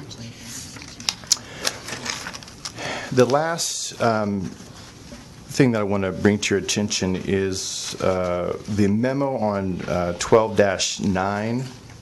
We were asked at the November OC to take a look at the required reports and do an analysis of are they necessary, still applicable, and we again prepared that report memo and presented it to the board governance subcommittee, and also prepared it for the audit subcommittee. We also have in your packet on 12-13 and 12-14 a matrix that we put together, and it lists all of the reports that we would require from a grantee, and then the applicable reference from Health and Safety Code, the Texas Administrative Code, or the Uniform Grant Management Standards. You can see that information there for you. We had some discussion at our board governance committee about the volume of reports. Probably the biggest feedback that we get from grantees right now is the amount of documentation that we require on our financial status reports. And you can, in my report, I address that specifically. A lot of the request for documentation comes from state auditor findings and our internal audit findings and our financial audit findings that basically said you're not asking for enough documentation. So we in turn ask for more documentation, mainly in terms of all of our expenditures for the grantee. Anything basically over $750 we're requiring documentation for. We do allow 90 days after the fiscal quarter to submit the FSR, and we allow an additional 30-day grace after that. So we do allow 120 days for the grantee to submit this documentation. We try to work with them. Because we operate on a reimbursement basis, I think any less frequent submission of documentation will be difficult, especially for our nonprofits and maybe our companies. So that's the time frame for those reports. Anything you have for me on that memo? Yes, sir. Margot. When the state asks you for more documentation, do we ever clarify or question why and do any pushback? Or do we just kind of say, okay, and incorporate? I see Ms. Doyle laughing up there. This was prior to my arrival in the great state of Texas. Ms. Doyle, could you address? And she's looking at me. Okay, well then, and I'm sure whatever I say, she'll want to correct. These findings from the state are largely derived from the January 2013 audit from the state auditor's office that they made. If I remember correctly, it was 52 recommendations. 10 of them were directed to the legislature. Given the situation that we were in at the time, I instructed the staff to accept all of the recommendations unless they prohibited us or would keep us from doing our job effectively. And I stand by that decision. There were some things in the report that I characterize as minor, that were not necessarily accurate, but were they going to keep us from doing our job? And it was a strategy I thought that given the agency's problems was a wise one. And so we have not had a follow-up state audit. We will at some stage of the game. We'll revisit that philosophy at that point in time, but we did pretty much say, yes, we will do everything you recommend. The only thing that I would add to that is not only did we say, yes, we will do everything that you recommend, but Senator Nelson and Representative Keffer, in authoring the bills to, what we called our reform legislation, incorporated most of the 52 findings from the state auditor into our statute. In the statute, so we didn't have much choice by then. That concludes my report, Chair Garrett. Thank you. Any other questions or comments? Dr. Rice. Question. I'm just trying to look at 1213 and 1214 and drawing a bit of a picture, and this may be kind of goofy, but there's a picture. And the point is that I noticed that at the fourth quarter, you've got quarterly requirements for a financial status, quarterly progress note, quarterly this and that, and could we roll that into one thing and call that one report rather than, in other words, in the fourth quarter, do they have to do an annual X report and a fourth quarter report that's somewhat redundant and another report on, it seems like there's three different types of quarterly reports. There's the financial part, there's a status report, and then there's like the quarterly progress report, whatever I've said. And so there's a bunch of reports that seem quarterly, and obviously on the year end, those might be able to be incorporated into the year-end reporting. Have we tried to sort of put them together a little bit? Does that make sense? I think that was the initial intent, and we split them out, but I can ask Ms. Doyle to respond to that. So we have financial status reports that are filed every quarter. That's the FSR. We also have a progress report, an annual progress report that is required for all programs. Prevention programs have quarterly progress reports. It's not the same as the annual progress report. They're reporting metrics. So that's what you're seeing, I think, on the fourth quarter. The financial status report will never be rolled into the annual progress report. But at one time, we did have all of the things that we asked for annually. The equipment inventory, the single audit determination form, the hub report, the work in Texas form, all of those things we used to have as part of the annual progress report, so it was one report. What we were finding was that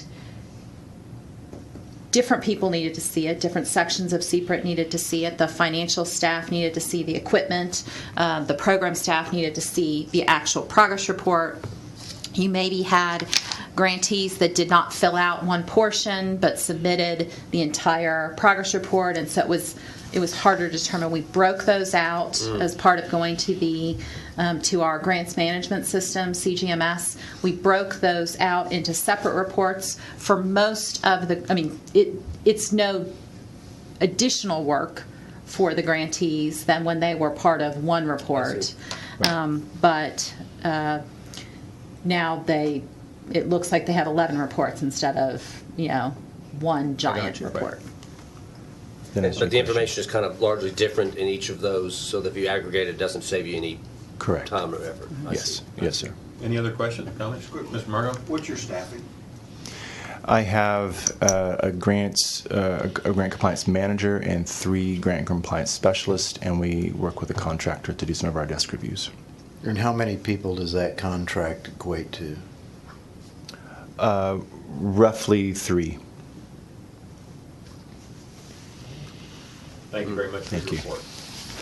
At this time, the chair recognizes Ms. Dole to address agenda item 16 and propose changes to CPRIT's administrative rules. So members, as you know, CPRIT sets its policy under the Administrative Procedures Act using a rulemaking process. By using the rulemaking process and soliciting public comments, we are able to legally enforce our policies externally, primarily with grant recipients. These 3 proposed rule changes, you can see a summary of them on page 13-5. I'll very briefly go over them. The first change is to Rule 702.11. It's the conflicts of interest requiring recusal. We have clarified one of the conflicts of interest, a professional conflict of interest, to note that it is a conflict to be a consultant or a contractor for a grant applicant. Up to this point, that professional conflict had originally said if you represent a grant applicant in business or in law, and so by adding the clarification that serving as a consultant also constitutes a professional conflict of interest, we hope that that will provide more guidance to our reviewers. The next change is to 703.12. That's the limitation on use of funds. We've added visa expenses as one of the unauthorized expenses for grant funds. That came up primarily because of grantee questions, wanting to get some guidance on whether or not they could include that in their budgets. For Rule 703.21, the change that has been made there is deals with the financial status report waiver. You may recall that grantees have essentially 120 days after the close of a fiscal quarter to turn in their financial status report to us and all of the supporting documentation. If they don't file it within 120 days, we waive their right to seek reimbursement for that quarter.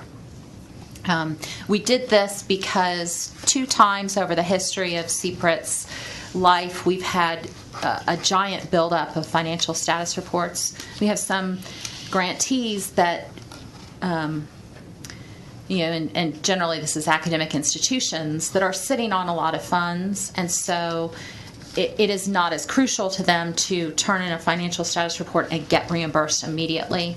And so we had some grantees that were 8 financial status reports behind, 2 years behind.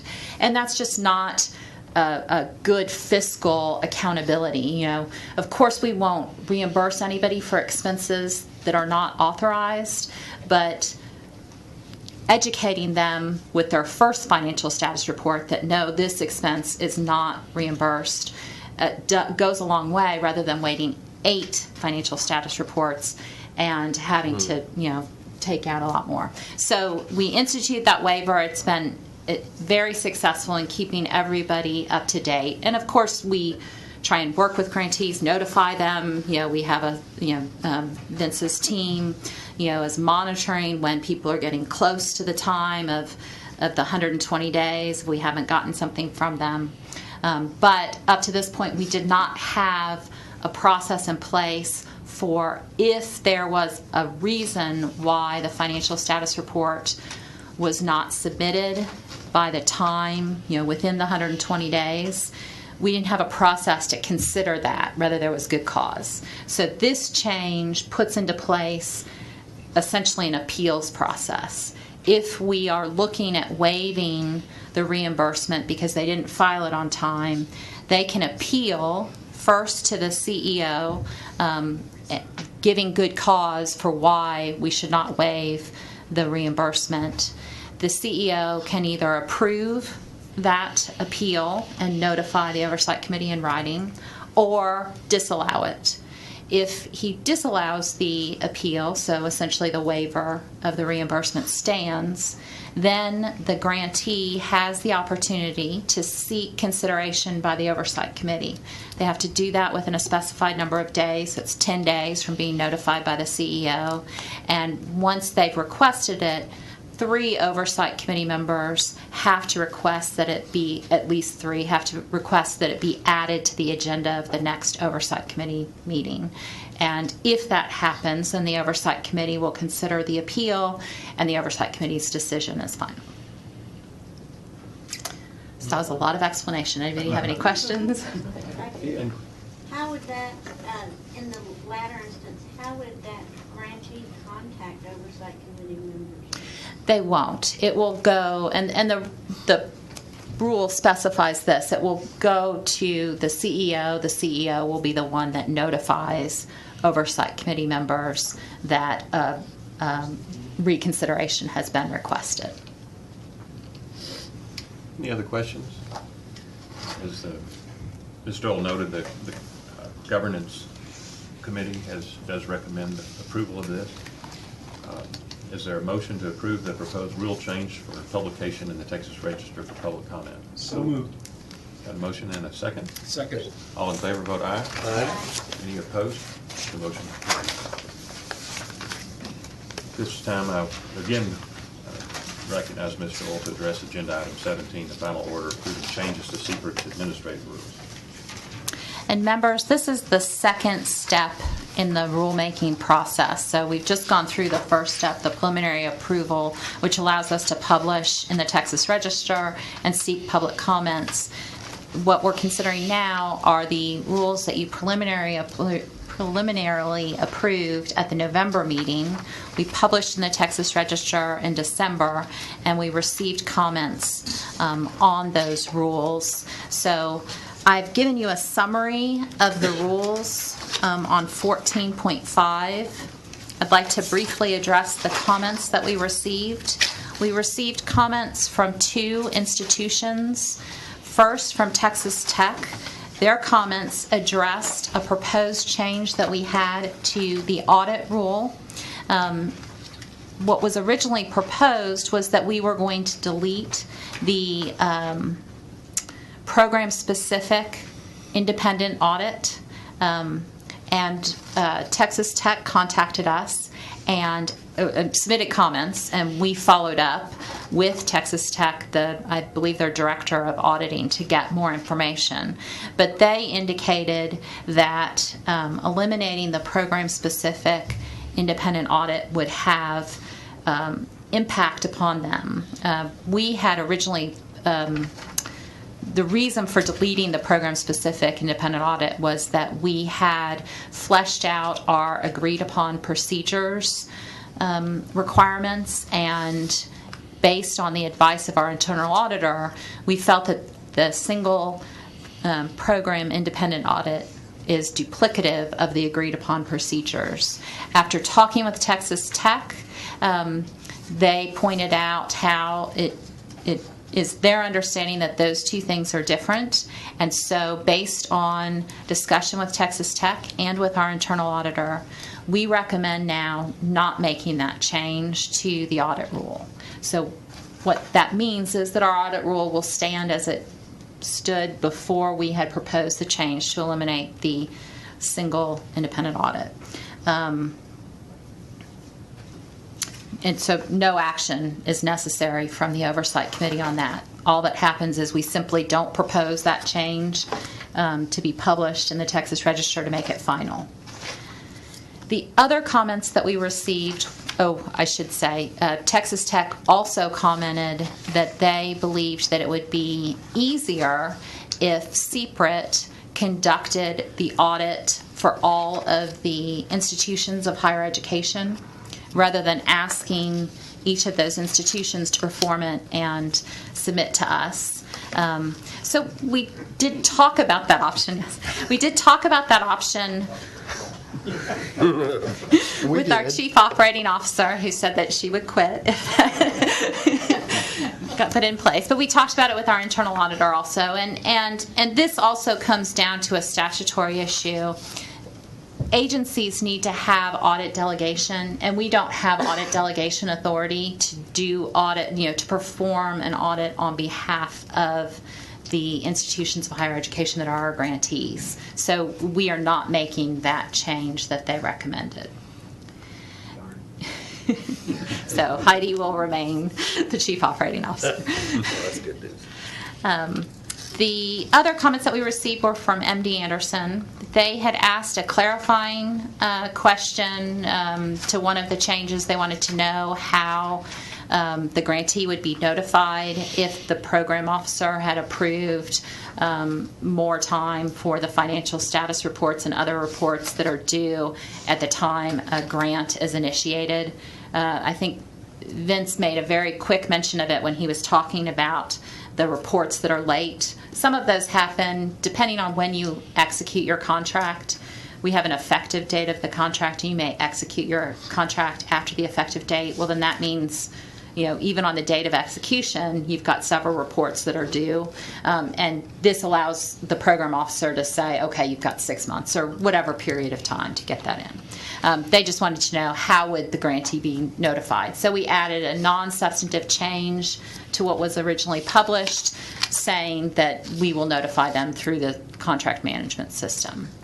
MD Anderson had also made a comment requesting that we change the rule to specify the amount of time that CPRIT has to approve reports that are submitted by grantees. From a legal perspective, from an administrative code perspective, this is beyond the scope of the rulemaking. When we get public comments in and we make changes to rules, they really have to be non-substantive in nature, because if you make a substantive change, then you're not giving the public an opportunity to comment on that new change. So it's a way to subvert the Administrative Procedures Act if you make substantive changes after the public comment period. So we have responded back to MD Anderson saying this is outside of the scope of the rulemaking.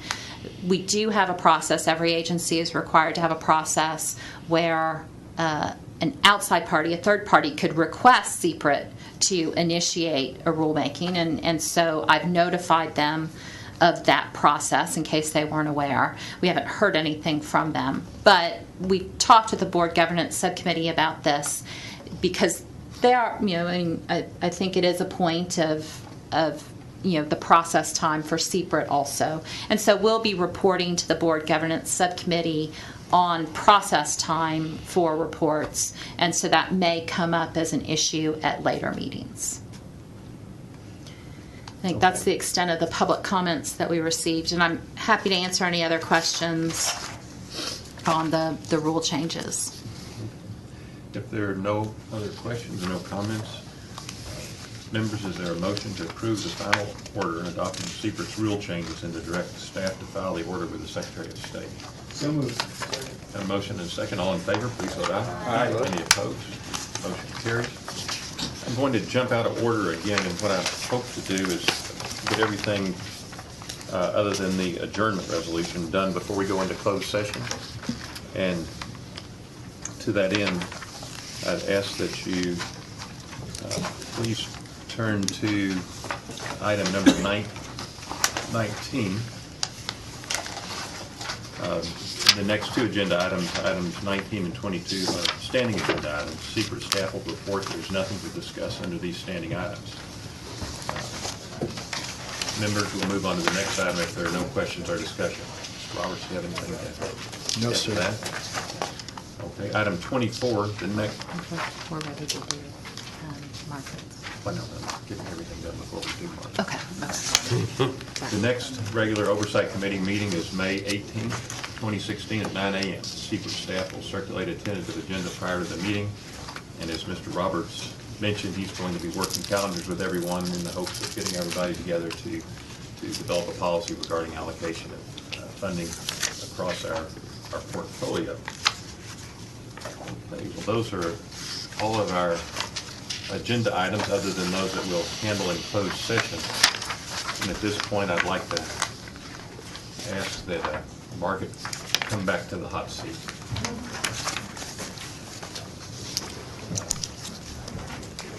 I know several of the Oversight Committee members would like to express their personal thanks to you for your great service, and we'd also like to formally adopt a resolution acknowledging your service. But before we do that, I'd like to call on Mr. Roberts. He has a gift to offer you that comes from our governor. Thank you, Mr. Guerin. I'm going to make this short because this is not Margaret's last day. And I will have plenty of opportunity to talk to her individually. I do want to say, though, that CPRIT operates solely because of its integrity. And if it wasn't for Margaret's work in restoring the credibility among the institutions of higher education, none of us would be here today. So, thank you. Governor Abbott, too, wants to give his congratulations. I will read this. Greetings to Margaret L. Kripke, Ph.D. Congratulations on a well-deserved retirement after your distinguished 44-year career in the war on cancer. I am particularly gratified that 33 of those years were in Texas. Your selfless and steadfast commitment in this battle has brought prestige, honor, and achievement to Texas and benefited people the world over. First Lady Cecilia Abbott joins me in sending best wishes for an enjoyable and fulfilling retirement. Sincerely, Greg Abbott. Thank you.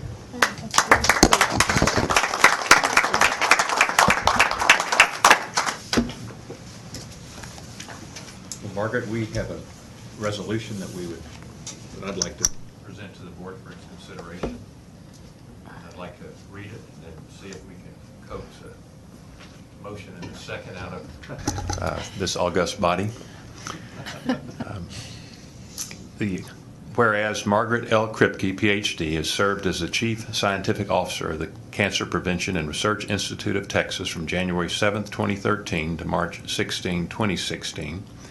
And whereas Dr. Kripke interrupted her retirement to assume the role as Chief Scientific Officer during a critical period of regaining the confidence of the Texas Legislature and the citizens of Texas in order for CPRIT to resume its role in the fight against cancer.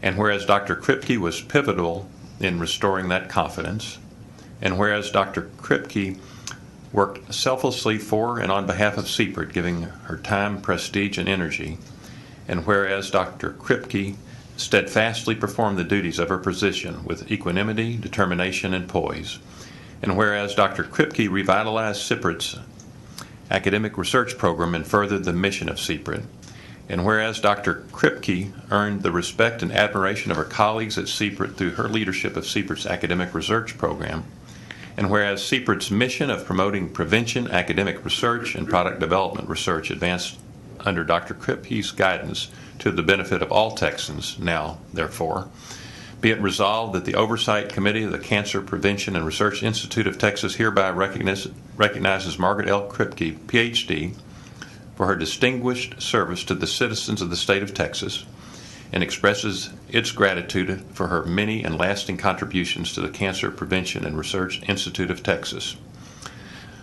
Members, do I have a motion to approve this resolution? So moved. Dr. Rice makes the motion, and I heard a second. All in favor, please say aye. Any opposed?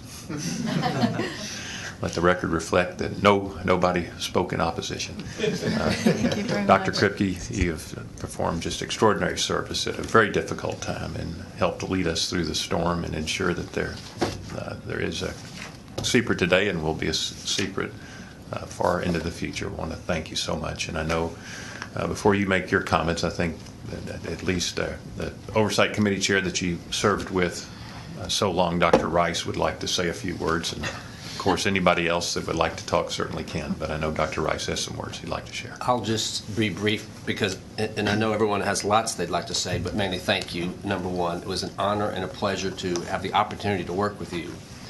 And that's all I can really say, except that I was mostly appreciative always of your kind and patient endurance as I asked far too many questions in your office on many occasions. But nonetheless, thank you very much. Great to have worked with you. Thank you. Thank you. Any other members? Mr. Holmes. You know, it takes a special person to put their integrity on the line for an institution, and you did that, and it saved it. And I think everyone in Texas is a beneficiary of that, and we appreciate it very, very much. Very well said. Thank you very much. I appreciate the sentiment, and I must say I will miss all of you. I have enjoyed the challenges of dealing with Dr. Rice's questions and the challenges of Mr. Guerin, at probing and wanting the deeper meaning from things. And so it's been a great pleasure for me to do this. As you know, my major motivation was really anger at the thought that Texas might lose $2 billion for cancer research at a time when it was when money for cancer research was diminishing. And so I'm very gratified that CPRIT is continuing.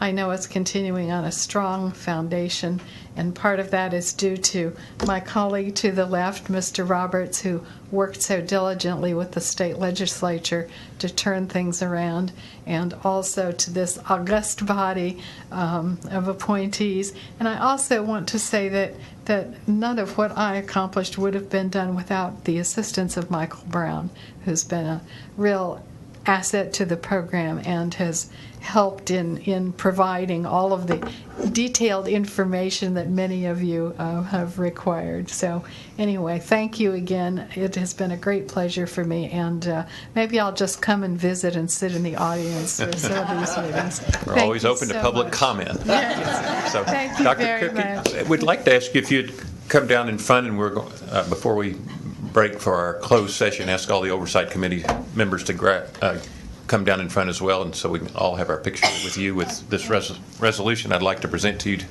but I'll bring it to you and you'll have to. Okay.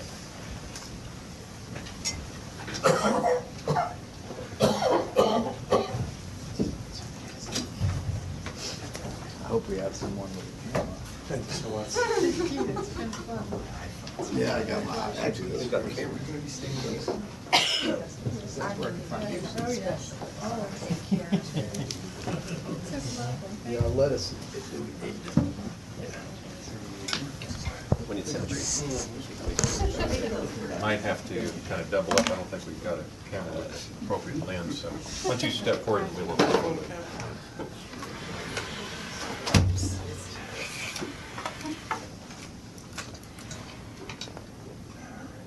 Ready? 1, 2, 3, big smiles. Right. Okay. Thank you very much.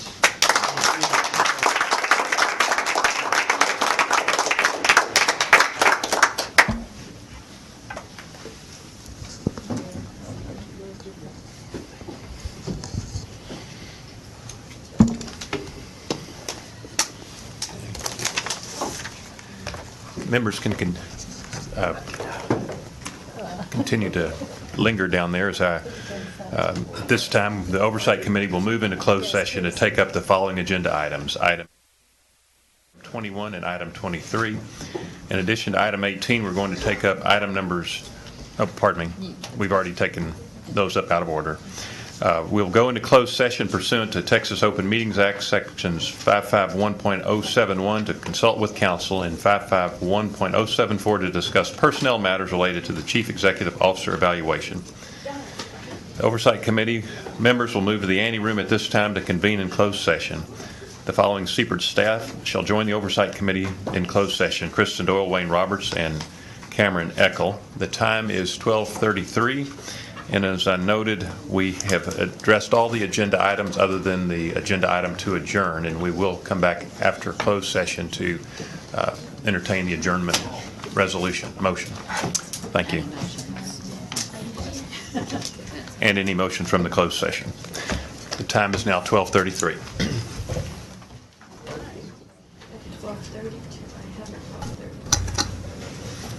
The time is 2:03.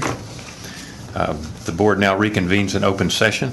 Members, is there a motion to authorize the Chief Executive Officer to negotiate and execute a settlement with Peloton Therapeutics consistent with the guidance and terms discussed during closed session? So moved. Second.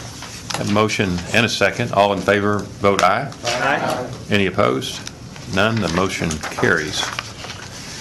We've already considered items 19 and 22 earlier and discussed that our next meeting will be May 18th at 9 a.m. I know that Wayne will get with all of us and circulate a memo and find a date for our strategy meeting. If there's no further business. Yeah. Let me let's revisit the 9 a.m. Is there a particular reason that it's at 9 as opposed to 10? Well, it was moved to 9 really to accommodate Dee's travel, trying to get here from El Paso, but because of changes in Southwest Airlines flights, it's not helpful anymore. So, if not helpful to Dee anymore, and implicit in your question would back to 10 o'clock. Would that certainly would work better for those who are driving in from elsewhere? It would be helpful to me. Mm-hmm. To me also. Is 11 o'clock start time any better for anybody? And I only ask that because Dee might be able to fly. I'm now speaking on behalf of Dee, apologies, but there might be a morning flight. The earliest flight gets here at 10:15. I mean, that'd be great if you could. That'd save me one night. Yeah, well, 11 works fine for me. Yeah. As long as the meetings don't take 6 hours, then. Yeah. Well, that'd be the other thing. That's if you. How much? This one's been 5. Yeah. It's. I know you don't want to get out of a meeting in Austin at 5 o'clock. And if you're going to try to drive to Houston or drive to Dallas or drive to San Antonio, or even try to get to the city limits. Get off 35. Yeah. Well, the 10 o'clock is what we had in a long time. That would still require, I think the 11 o'clock would often push us right into the rush hour as far as an adjournment time, because we often take, with lunch, 4 hours, 5 hours. I mean, I'm open, but I'm fine either way. Mm-hmm. I guess for Don't worry about me. I'll come in overnight. well, if 10 o'clock is okay with everybody, go back to the 10 o'clock time. Okay. Next meeting, May 18th at 10 a.m. You buying, Will? Okay. They will. You buying? No problem. All right. Well, I'm glad you brought that up. Thanks, Ned. It's any other business to be brought before the meeting? Okay. If there's no objection, the chair moves to adjourn this meeting. Is there a second? Second. All in favor? The motion carries. This meeting stands adjourned at 2:05.